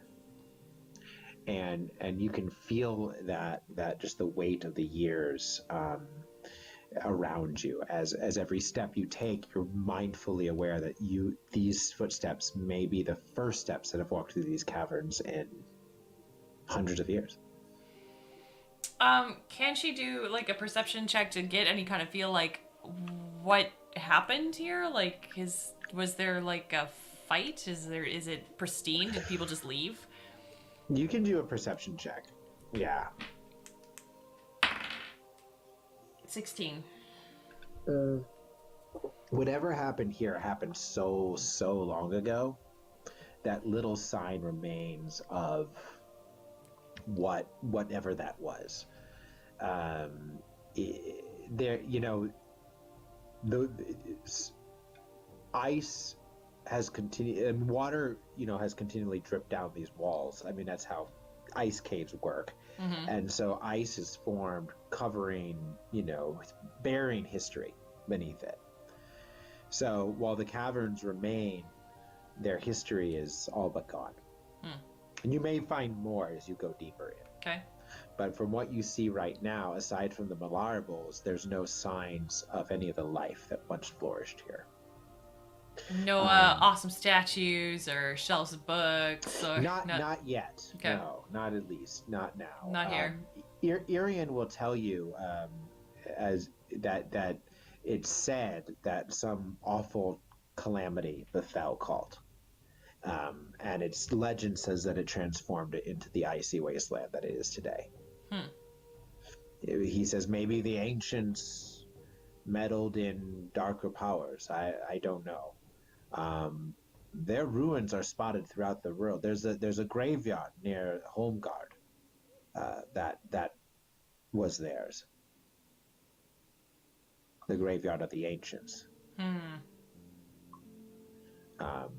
Which you know well. Having fallen into it.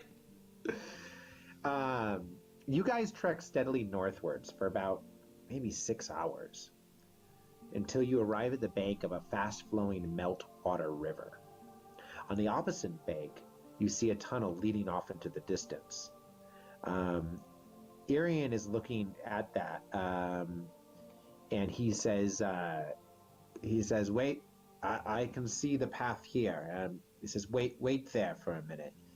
He goes over to the river, and there's chunks of ice that are still on the river, parts where it's still frozen. And he starts carefully moving across this. And you watch him go. He actually makes it. Well, roll here. I should roll. I should be legit. Yeah, he makes it. He gets to the end there, and turns and shouts back, "You need to walk directly where I stood. Where I walk. Do not take any other path." Okay. Okay, so are you gonna follow him?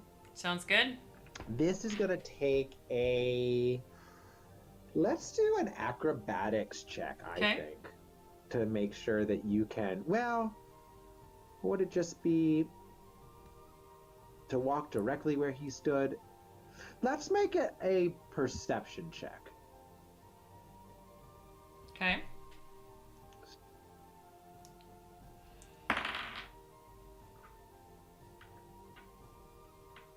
$18 with my +4. Okay. You are halfway across the river. You followed directly in his footsteps. When suddenly your perception check was high enough, you also pick up on a sudden rumble. And there is a move. The ice you see kind of like move, like it lifts slightly. And that lift is headed for Irian. Then I'm gonna yell at him, Irian, run, something's under the ice. And Irian, yeah, he's slow to respond. He's kind of looking around, and suddenly the ice collapses beneath him, and you get a brief look at something black and large and the flash of fangs in the mouth before Irian is pulled under the ice. Oh, God. Okay. The ice splits where you are, and the cracks are running towards you.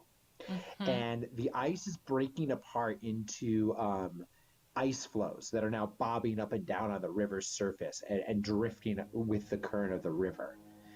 You're going to have to jump from one floe to the next to get to the opposite bank. Okay. Sounds like fun. That will be acrobatics. Yeah. Or actually, yeah, that's that. I'd let you do acrobatics. Yeah, let's do acrobatics for that. I mean, were you thinking athletics? Because both of those... I debated it, but because this is using precision more than just pure jumping ability, I'm going to say I will give you a hunting bonus for it, though. You have huntsmanship, right? Uh-huh. Did that give you athletics, right? Or acrobatics? I think so. It gave me something, yeah. We're going to say it gives you proficiency. Stealthy when stalking. Stealthy when stalking. I feel like there was more. But, never starve in the wild. Okay. Well, I'm going to give you proficiency on this because of your huntsmanship. Well, okay.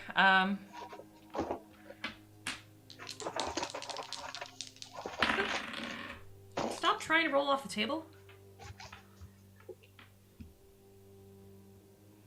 Well, that was a 23. Okay, you're fine. Yeah. Yeah, you run for the exit, quickly leaving the river behind you as you leap from flow to flow, get off onto the bank, and then just charge away from this river. Okay. Your guide is gone. Damn. And you think on just how quickly death can strike, even here under the ice of Kalte. The tunnel goes for you don't know how long, miles. It becomes impossible to recall what hour of the day it is. There's a perpetual half-light of these caverns never seems to change. You see fissures in the wall of the tunnel, and you catch glimpses of other chambers, and you both marvel and are disturbed by the sheer scale of this labyrinth, because you want to find an exit out of here, but like you literally feel like you're just going under the entire land of Kalte. Right. So I'm going to post one more picture here. You are getting very tired. You're half asleep on your feet. I'm going to blow this up. This was the shadow under the water. A giant mystical whale thing. You are nearly asleep on your feet when you suddenly detect the aroma of cooked meat. It's coming from a chamber just a few yards ahead to your right, and it reminds you of how hungry you are. Interesting. Also, that there might be life down here. Right, because I did see somebody. Then I'll, I guess, head towards that direction and see what I can see. I'm gonna go stealthy. I don't want to just, like, clank on up if possible. Okay, then go ahead and make a stealth roll. 18. That's high enough, probably. Let me see. They're not very perceptive. No. No, they are not. Here we go. You can see two men in ragged clothes huddled together beside a fire that seems to be burning inside a small metal bowl. Over the flames, the skinned carcass of a small animal is roasting on a spit. The men are old, toothless, and they have a strange glint of madness in their eyes. Do I want to mess with crazy people? Oh, thanks, said it's the windfish. Awesome. Good reference there. The funny thing is that always did remind me of the windfish. Is that a Zelda thing? Yeah, it's a Zelda thing. Uh-huh. All right. Do I go mess with crazy and talk to them? They might know more about this area. They may also try and kill me and steal my shit.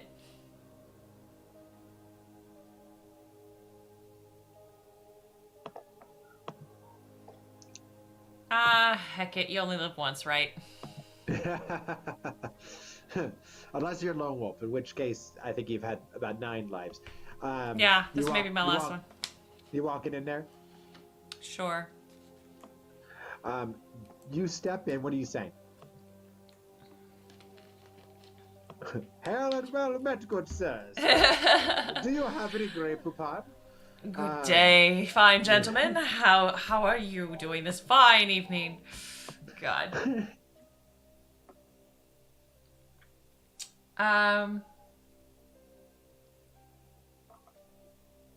Never hurts to be polite, so she'll say, "Excuse me. Hello?" Oh, the two old men jump to their feet and flee from the chamber along a smaller passageway. Mm-hmm. Their screams of panic are echoing loudly throughout the caverns. Huh. Do they, so they clearly don't speak Common or Giek then? And they don't seem to. Okay. Then let's take a quick look around the area. So there's the cooked animal, mm-hmm. Which smells amazing. Okay. You can eat that if you wish. Steal their food. There's also the fire is burning in a strange half spherical metal bowl. Okay, can I take the bowl of fire with me? Yeah, it's actually, the bowl itself is cool when you touch it, though the fire is clearly hot. It's cooking the meat, and when you put your hand over it, you can feel the heat. Mm-hmm. The other half of the sphere lies on the icy floor nearby, and when you fit the halves together, you find they still fit perfectly, and when you open it, the fire returns. I want it. If you wish to keep this, mark it as a fire spear. It is a special item. It is magical. One of my favorite items from the books, and it's actually small enough you can slip it inside your coat or easily inside. You don't have to wear it in your backpack. Doesn't take up a slot. Yes. And its properties are basically magical forever fire. It's like one of the Malarbles. Yay! I probably won't freeze to death anymore. Yeah, I don't know that it would be enough to keep off the cold in a blizzard or No. anything like that. But you for one thing, you have light now if you ever need it. Right. Without having to draw your "Hey, I'm here" sword. Hi, Lone Wolf, stopping by. Kai Lord right. in the neighborhood.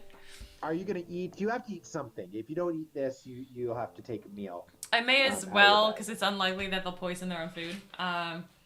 And that way I can save my rations for later.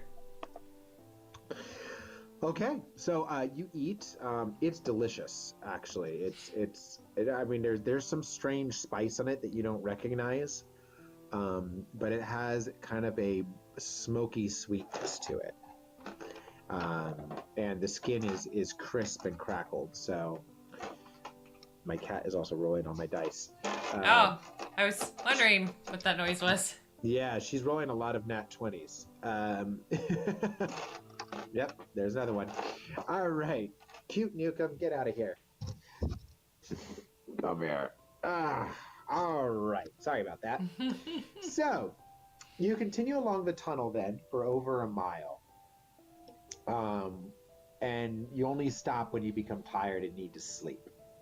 You're not exhausted anymore, right? No, we cleared that. When you awake, nothing happens during your sleep. You find a spot to rest where you feel pretty comfortable and safe, inside an old chamber that, in the light of your fire sphere, reveals there are some markings on the walls, and just there's like an open. It almost looks like an open sarcophagus, but there's nothing inside. Okay.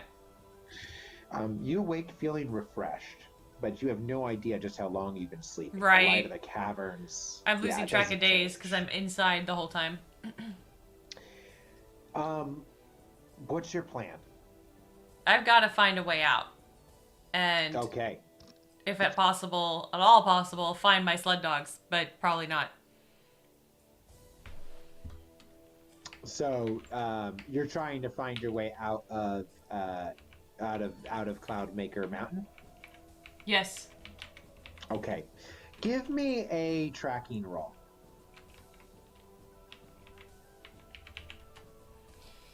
Whoa, hey, caps lock there.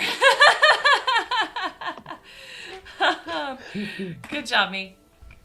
Let's turn that off. Okay. Tracking roll. What do I test with tracking? What's that? That is survival, but you'll get your double proficiency because of your Kai discipline. And then it's a 16. I didn't roll terribly well, but ice chicken. Yes, 16. That's enough though to recognize that you've gone far beyond Cloudmaker Mountain. You're somewhere under the Viad Glacier. You sense that your path maybe this is a secret path all the way to the place I'm going to. Akaya? Yeah. The Ice Fortress. That would be super awesome if I stealthed my way in underground. That may be the case. So new plan. You need a new plan. What is that going to be? What, escape is not an option anymore? Well, escape's an option, but going out to find your sled dogs is probably not going to happen. Scavenge any supplies, maybe, and then I gotta keep going. I can't go back. I can't. So just push on. I have to. I mean, because otherwise I'd be losing for months of time. All right. Well, then you continue onwards, mile after mile, passing through a series of huge ice halls containing towering pillars of crystal. In one vast chamber, you're mesmerized by the beautiful sight of a shimmering crystal ceiling. In another, you can actually see through the ice above you to where a river is flowing. So you're underneath a river. In yet another, there is an even greater spectacle. Okay. A narrow passage leads onto a ledge running around the brink of a huge chasm over half a mile wide. As you edge your way around this awesome void, using your fire sphere to light your way, you try not to look down into the windswept depths many miles below. Mm-hmm. Give me a perception roll. Fear of heights. A 17 this time.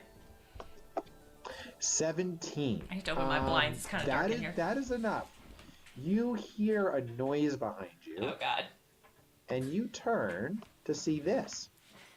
Oh, God dang snakes! It is Why? a monstrous, two-headed serpent following you along the ledge. Why is it always snakes in this game? And you may, you do have your animal kinship. You may recognize this. Okay. Is it a beast? Yeah, let's roll. Give me a nature roll.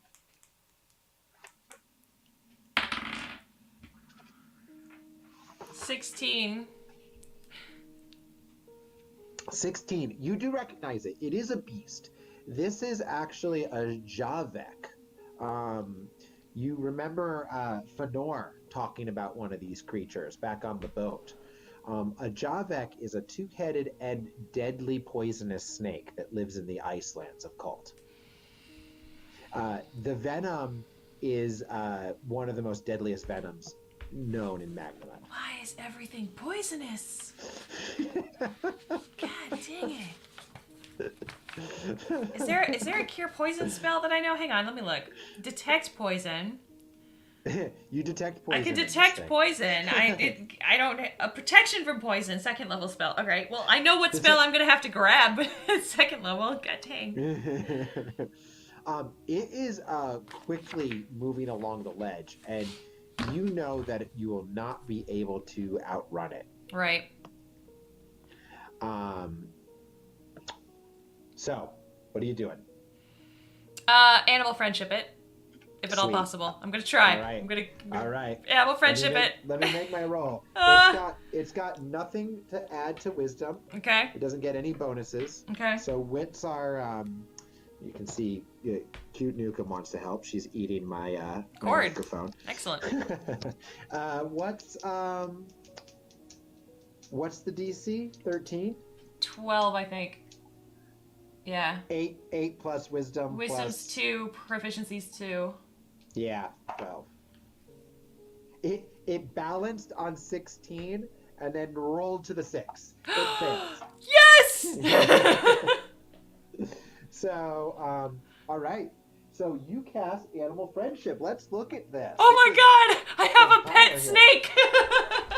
So this spell lets you convince a beast that you mean it no harm. Yep. Choose a beast within range. It must see and hear you. If it's intelligence or 4 or higher, it fails. It's not. Otherwise, it must succeed on a wisdom saving throw or be charmed by you for the duration. If one of you or one of your companions harms it, the spell ends. It lasts for 24 hours. Oh my god. So, the snake is charmed. It suddenly stops and kind of hisses softly at you on the ledge. I have a pet snake! Yes! How big is this thing? It's large.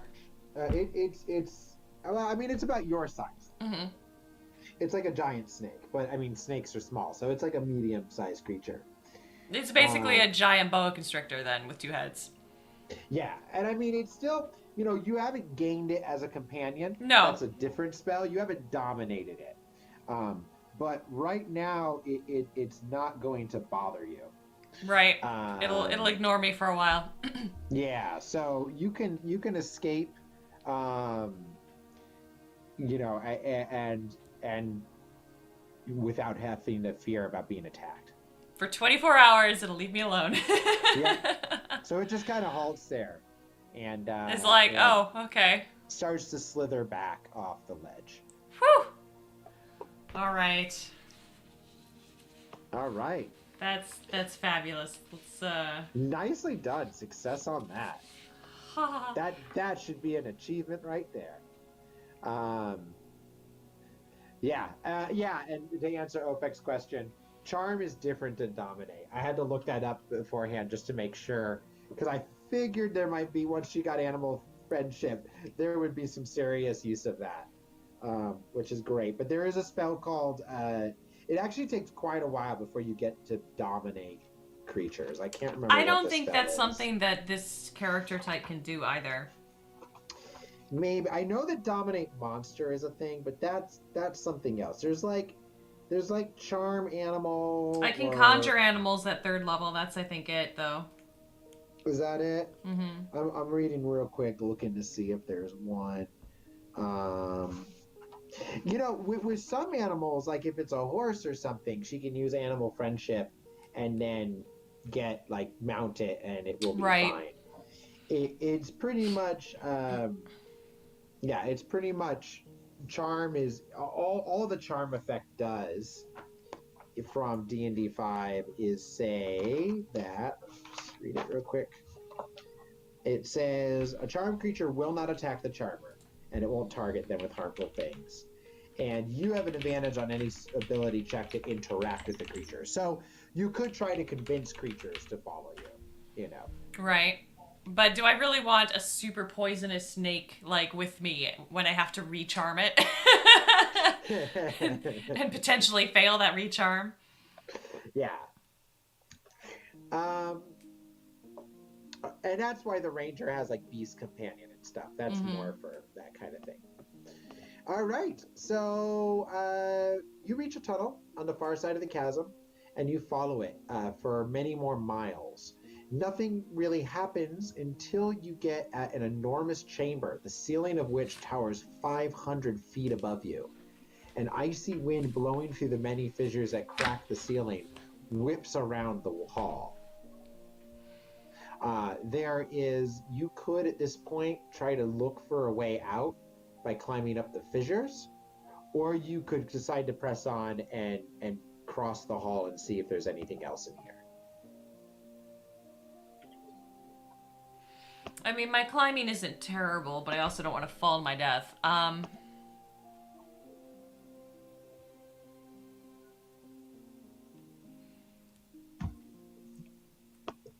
Because I'm pretty far below the ground now at this point, right? Yeah, I mean, you already looking up, you can see that this is at least 500 feet above you, you estimate. I mean, you can kind of see light up there, so there probably is a way out. Right. But that's a deadly climb. If you fell 500 feet, oh yeah, I'd be dead. Take 50 d6 damage. Yeah, no, I'd be dead. And thus ends the story of Lone Wolf and the Summer Sword is lost for all time. The famous phrase from the books is "Your life and your quest end here," which is what they put if you ever get an insta kill in the book. Oh, jeez. You'll know when you flip to a page, your eye always scans first or the bottom. Is there a choice, or does it say "Your life and your quest end here"? Ah, no, I did. So far, we haven't said that yet. Good lord. I guess I'll probably keep pressing on, because, yeah, I'm not confident in my ability to repeatedly roll really well up that cliff. Go ahead and give me a perception roll. Perception. 20. Oh, that's high enough to see everything. Okay. So first, you discover a low passage that opens out into a cavern full of stalagmites. Very obvious is an exit in the opposite ice wall.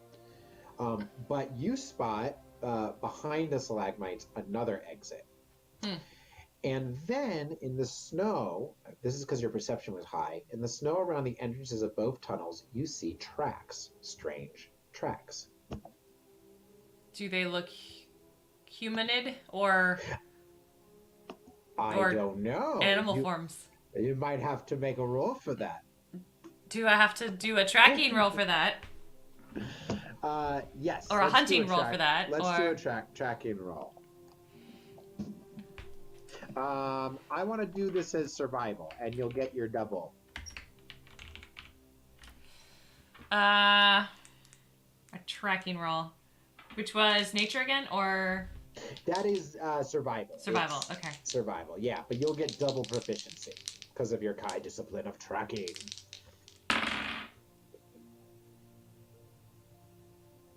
14?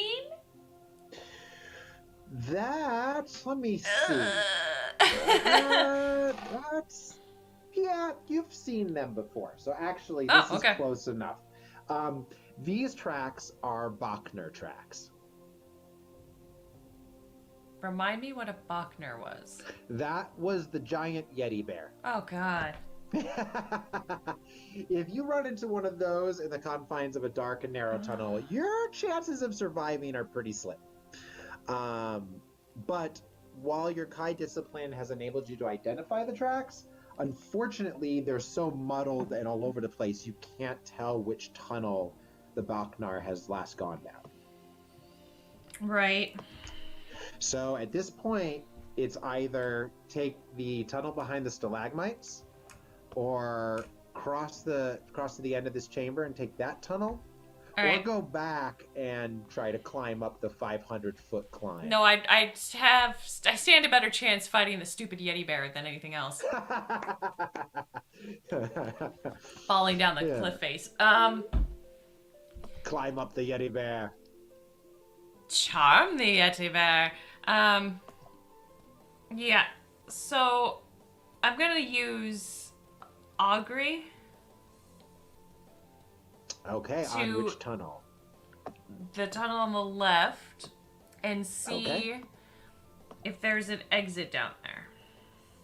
And by the way, through all this time, we're gonna say you've had plenty of rest, so you don't have to mark off like this. The last time you used augury was days ago. Okay. So this is your first use of it.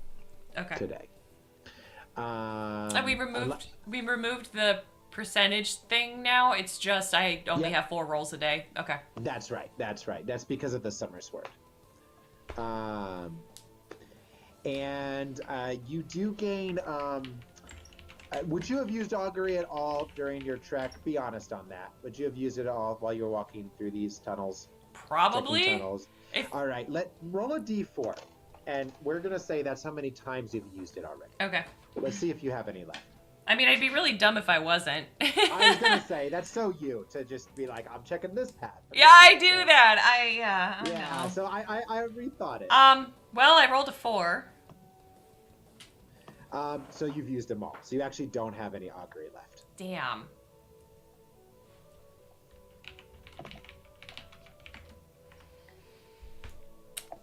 Yeah, I was gonna be like, you have all the auguries, and then I thought about it, and I was like, no, you'd use it every 10 steps.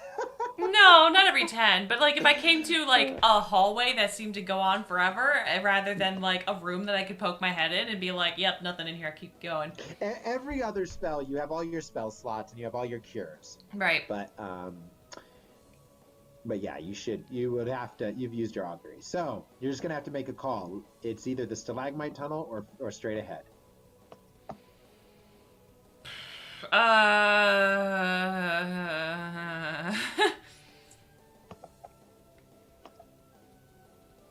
I suppose I should go down the one that wasn't super obvious from the entrance, maybe? I don't know why. But yeah, so the more hidden one. You're gonna go the stalagmite one. Okay. Yeah, sure. Good news. You have not encountered any Bachnar. After a short walk, you arrive at a massive hall full of crystal stalagmites and stalactites. And I'm going to throw a picture up of that hall in a minute. The floor here is... Oops, lost my place. Hold on. Get ready for pictures to wig out for a minute. All right. There we go. That'll load in a second. The floor here is covered with animal tracks and bones, yet the vast hall seems empty and still.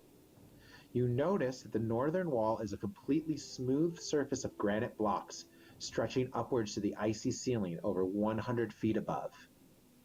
Give me a investigation roll. What's my investigation? Haven't done that in a while. Ooh, a +1. Yay! Oh, well, I rolled a 17, so 18. 18. Oh god, we're back to the lullaby. Is there gonna be a giant monster that's gonna attack me in about 5 seconds? Because this is perfect. This is always what happens.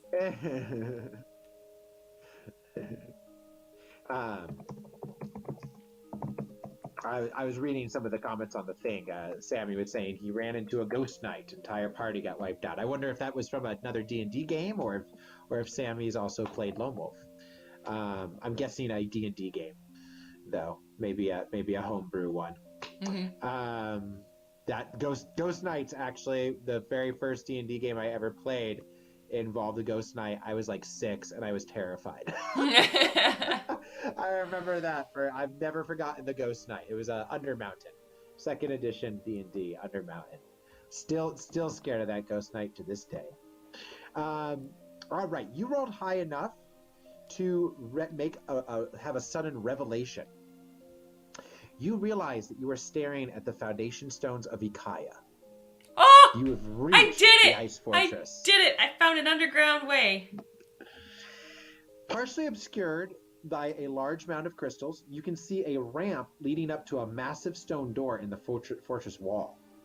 This brings you renewed hope, because if you can gain entry to Ikaya and quickly capture Vanatar, you actually think that you might still have time to reach your ship before the pack ice starts to freeze. Right. Do you wish to examine this door? Or do you want to search the room? Or do you want to say, screw it, I love the Caverns of Kalte, and you're going back? I live here forever! Yeah, I live here forever! I'll go find those old guys. Make good chicken. All right. Make good husbands.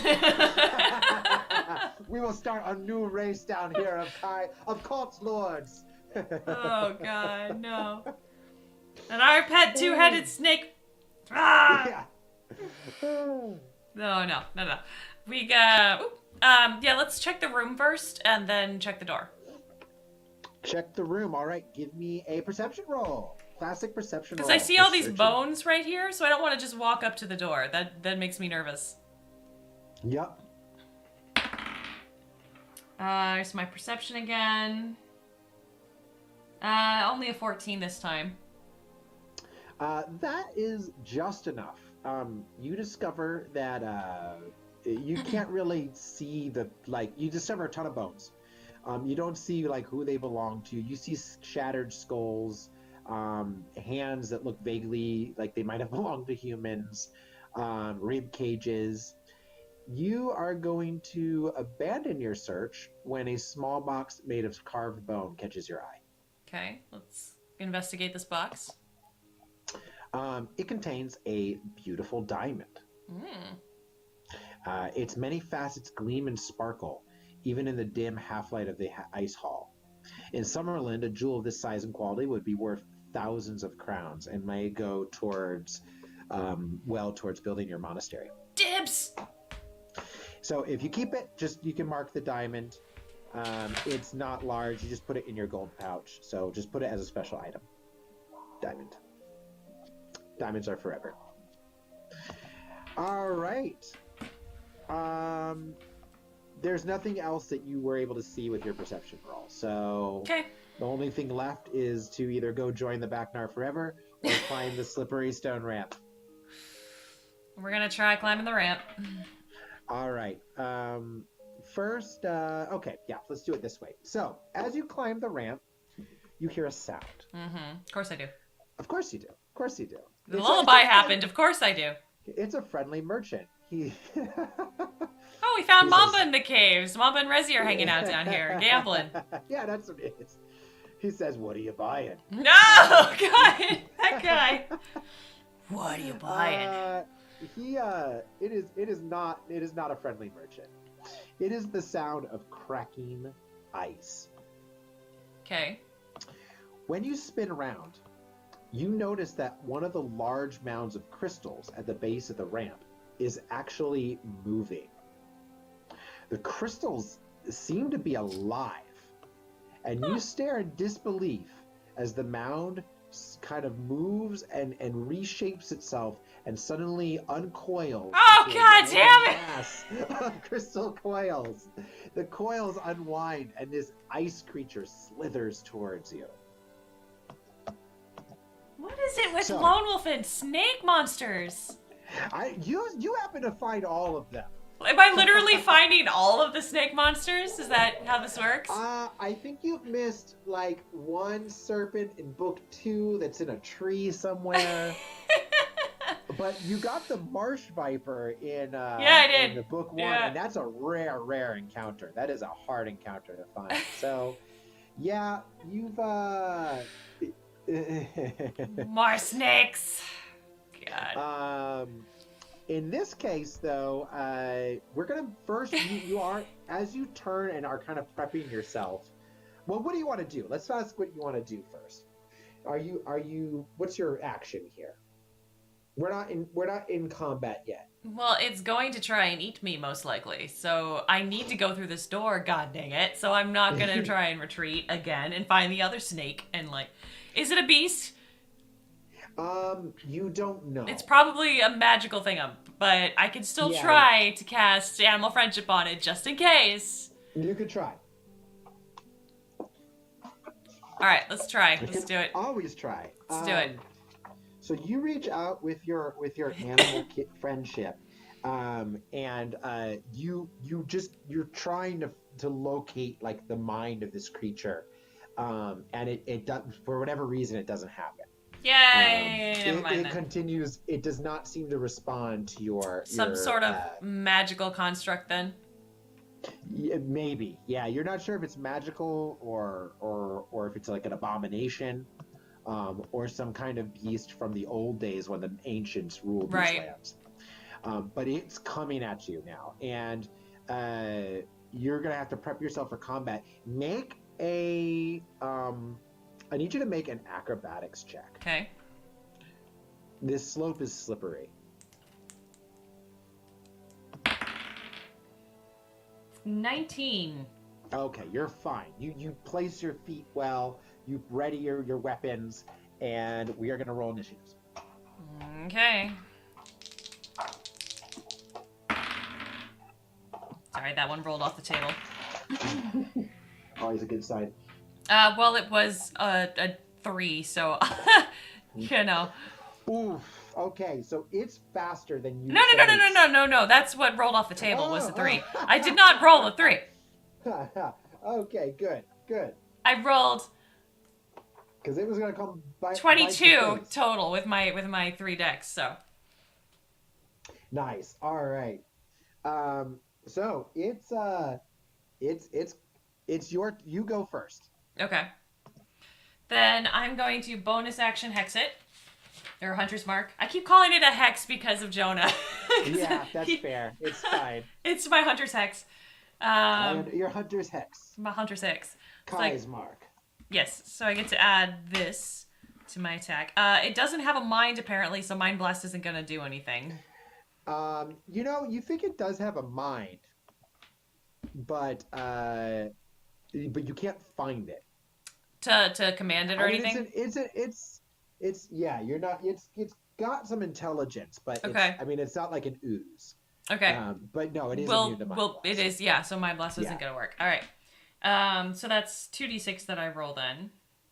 You do suspect that this is the cause of all the bones around Oh, yeah. this area. Oh, yeah. Most likely.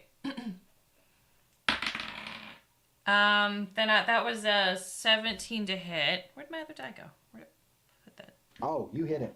Hit him. Yay! Yeah, it's got a tough armor, but you because it's basically made of crystal. Right. Its hard skin is almost transparent though, and its internal organs be seen pulsating inside. 9 damage. Okay, nice. Let me make a couple rolls here. Just to see where I'm at. Oop, music died. 1 second. We gotta get some battle music up. Yes, we do. No lullabies. No, like this whole it's been nicely atmospheric this whole time because it's been kind of quiet and like tinkly piano and stuff like that. So it actually worked real nice. Oh, perfect. I always love hearing the music later because I never hear it when we're actually right, playing. and then you get the that's how we get the lullaby at awkward moments.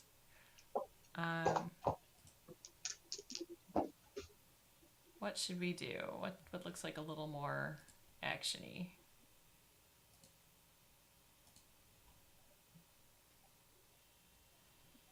Da, da, da, da, da. Click on this one. Let's see what happens. The snake went to Penn State. Mom was claiming the snake went to Penn State. I'm gonna click on this one. There you go. Threat. All right. Threat from the north is what this is called. So we'll do that. Perfect. And this is a threat from the north. Yes, it is. All right. So you rush forward and smash your this is your short sword. Yeah, I've got 2 of them.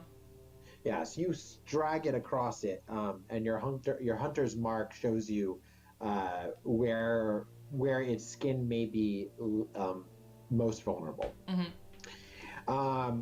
In response, a large mouth opens in the crystalline head to reveal row upon row of jagged crystal teeth. And this, you're getting ready for this mouth to strike at you when suddenly a blast of cold just comes out of the mouth, and in the cold air are millions of tiny ice splinters. You need to make a dex save. Ooh. No, sorry, make a dex save.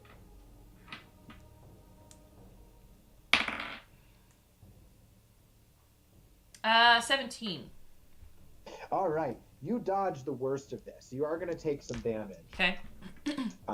As the air around you gets cold. This is wow. Good thing, because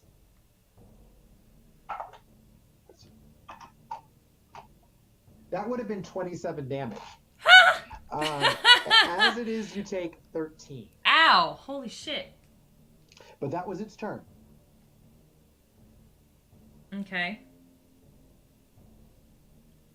1 second. Okay. Ow. I can't really take another hit like that. Yeah.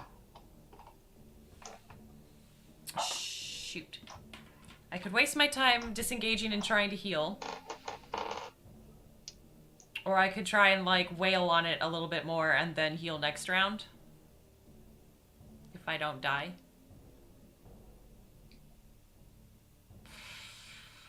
Yeah, you think it won't be able to repeat that attack right away. All right, let's hit it, because you can see something shift inside of it. Like it's got a little bit of downtime, right? Yeah, you watch this pass through its translucent insides and out through its mouth. So. Okay, then I'm gonna try and hit it twice with my, because I have my bonus action now. For an attack, because it's already hexed. Sweet. I'm gonna see if I can just wail on the damage. Plus, now I get to add my Colossus Slayer, because it's not at full HP, to one of my attacks. All right, go for it. So, first attack. Let's see if we hit it. That is a 19 to hit. Yay! Oh, yeah, you do. This is good you're rolling high, because it's got an AC of 16. Oh, Jesus. Okay. So I'm hitting it with my Colossus Slayer and my other 2 die. 5d6. 14 for that hit. Nice. Okay. 14. Yeah, you manage... you dodge back up, and it seems surprised that you get back up after its initial attack. You sense that that's kind of its go-to thing. Right, it's just instant kill, and then it's bored for the rest of eternity. And you slice across near where the mouth and face had formed, and cause it to rear back. 14. All right, your next strike? 18 to hit. Yeah.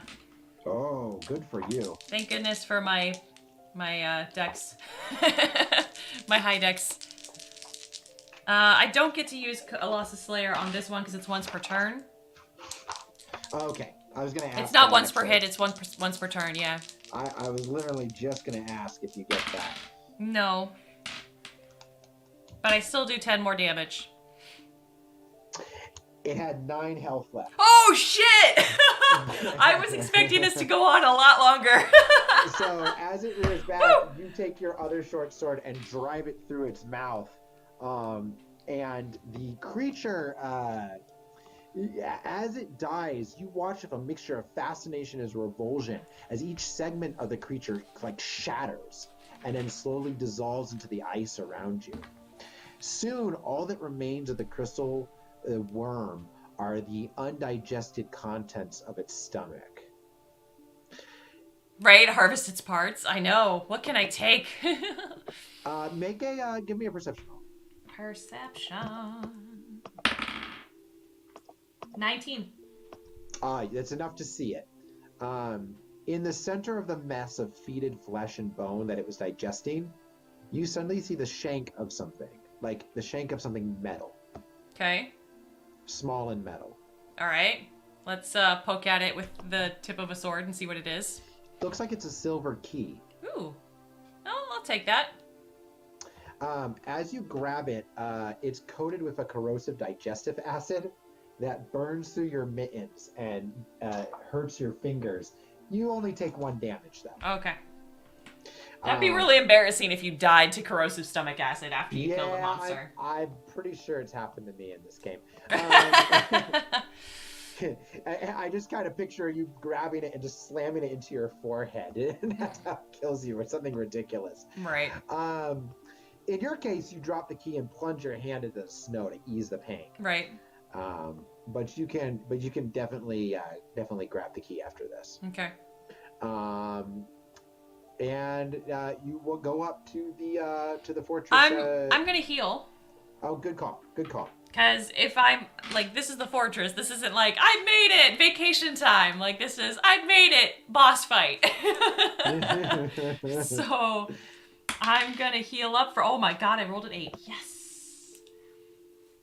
All right. Nice. So, I'm at 21 of my 25.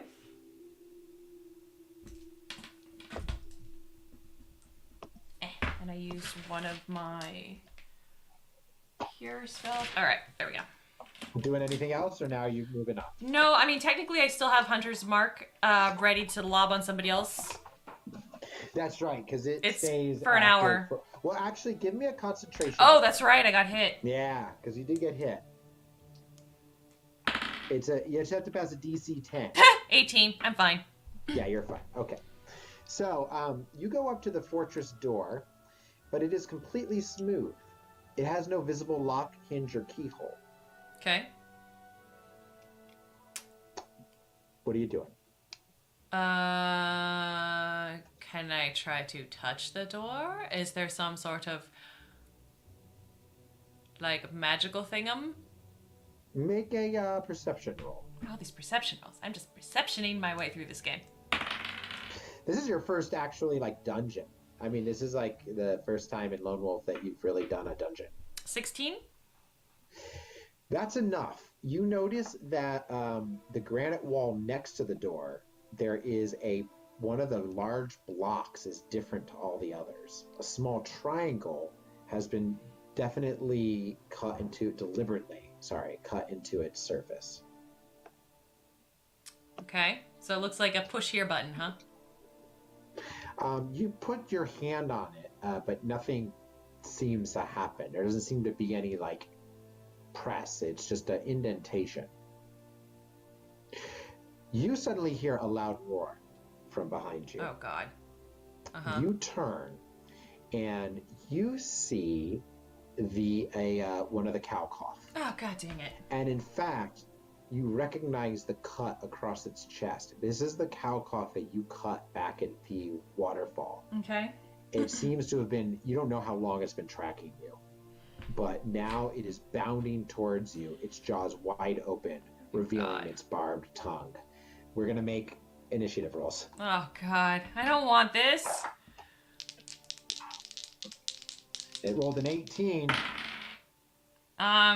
So did I. You go first. Okay.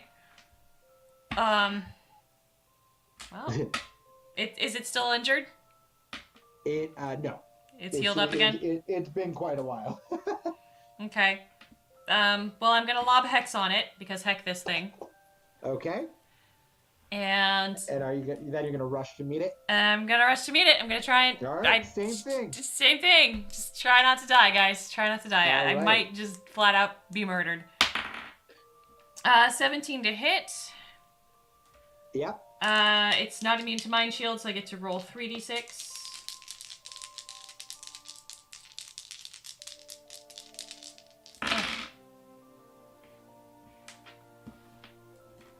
12 with that first attack. That's pretty good.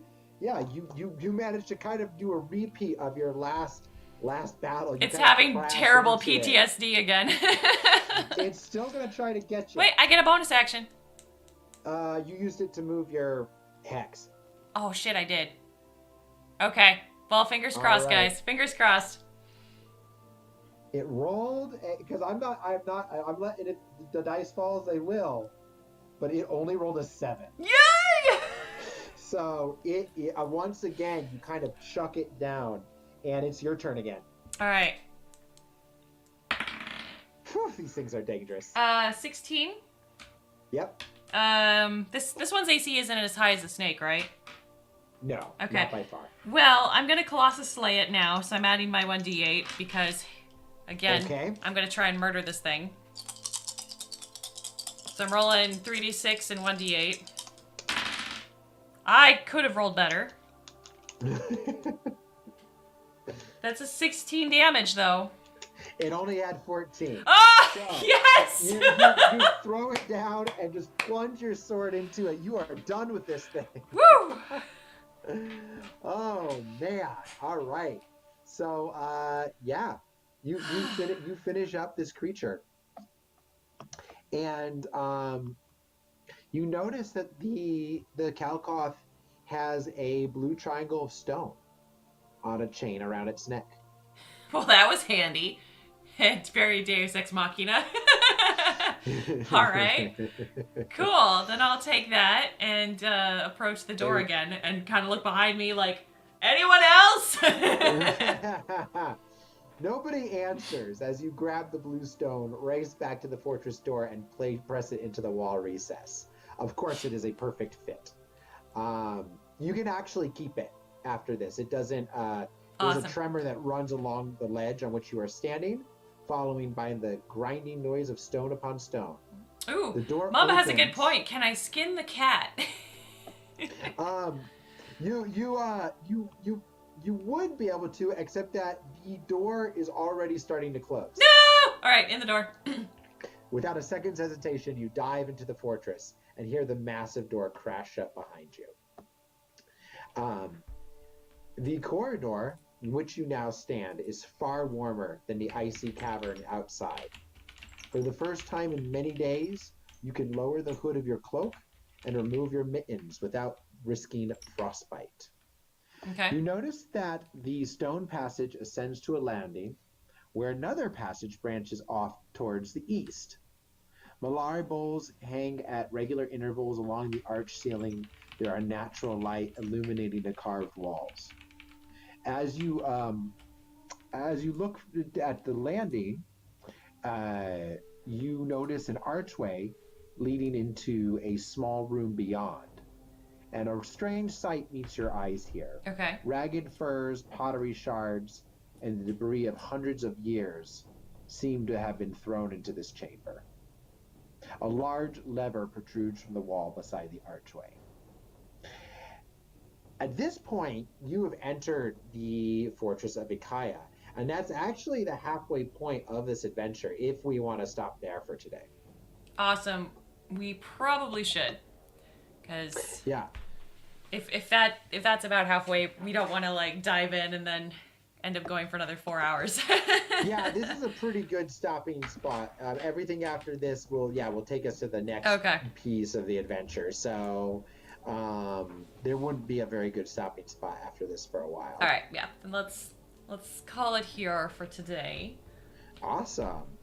Well, like I said, this is one of my favorites adventures in this series. It's so unusual, and really makes you feel, I think, like you're exploring a very deadly land. Yeah, full of snakes. Snakes, full Goddamn of snakes, and lions with snake-like things in their mouth. and snakes Um, under the water, and there are a fair amount of snakes in Lone Wolf. More towards the early books, I feel like, but nah, there's snakes throughout. Ofex can definitely back me up on that. You're gonna probably, your snake days are not done. oh, Um, Ofex says you've got some achievements on the way, but nothing met yet. okay. You've apparently done a bounty and you've done high combat.